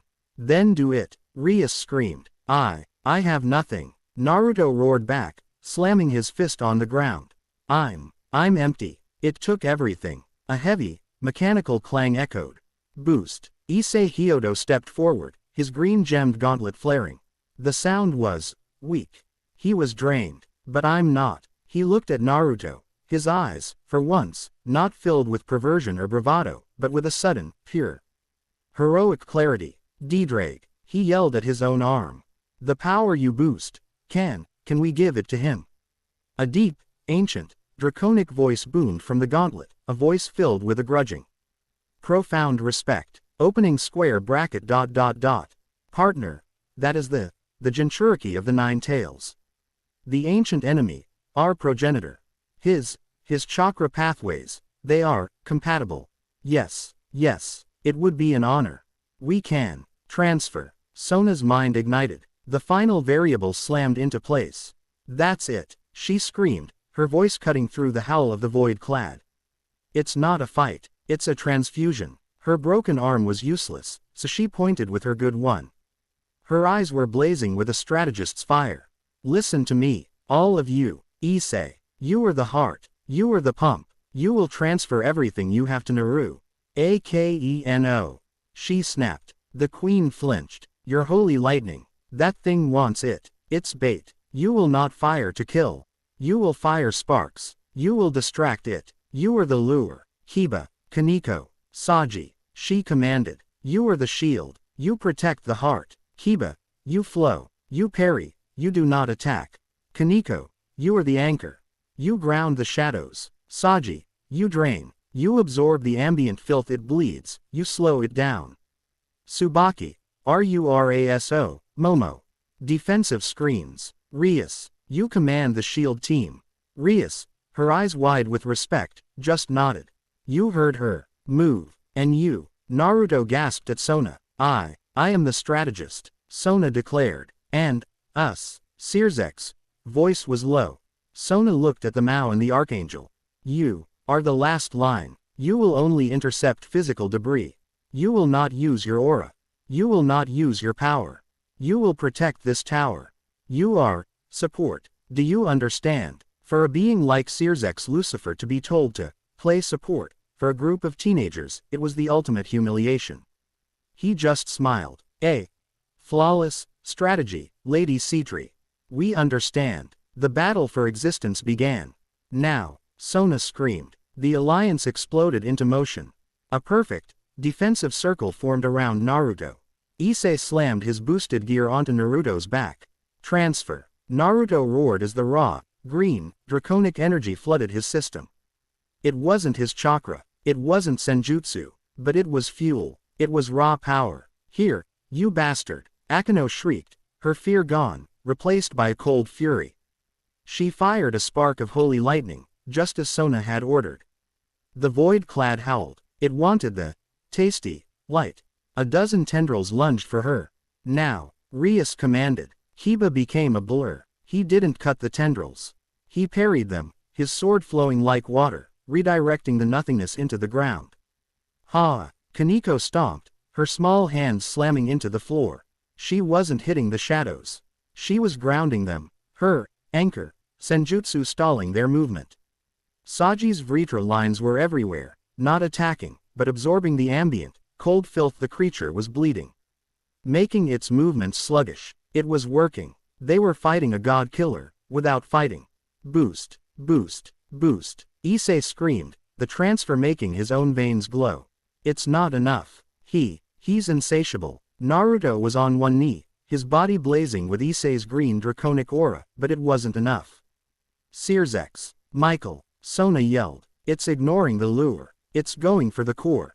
It knows. Intercept. The void-clad was furious. It was being denied. It ignored Akeno's sparks and lunged with its main body, a mountain of shadow, right at the tower. Michael and Sirzek's moved. They were not gods of power. They were gods of speed. In their base forms, they became blurs of red and silver, physically striking the massive, kilometer-wide chunks of debris the monster was throwing. shattering them with pure, kinetic force. They were bodyguards. I can't hold it. Issei shrieked. His armor was cracking. The transfer was killing him. He needs more. Issei's eyes rolled back. He roared, a sound that was half man, half dragon. Welsh dragon. Balance breaker.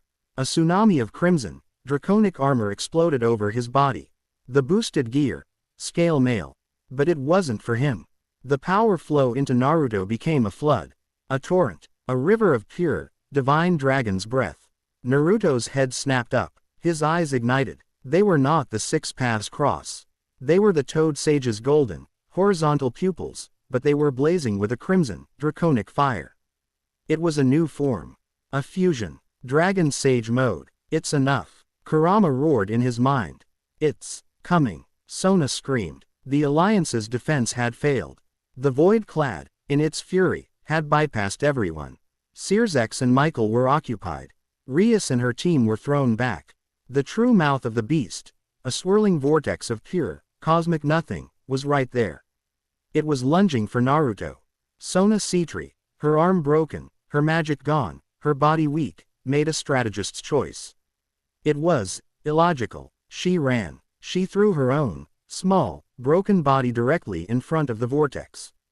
Between the monster and her king. She had no power. She had no defense. She just stood there. A single, defiant, illogical shield of flesh and bone. Kaichu. No. Saji screamed. Naruto's eyes widened. He saw her, the king, sacrificing herself, for her pawn. It was the will of the pieces. The monster's jaw opened. I won't let you. Sona shrieked, firing her last, tiniest bit of magic. A single, pathetic wall of ice, no thicker than a pane of glass. It won't hold, she gasped, bracing for annihilation. It's just a second. Naru. Now. The vortex hit the ice wall. The ice cracked. The wall shattered.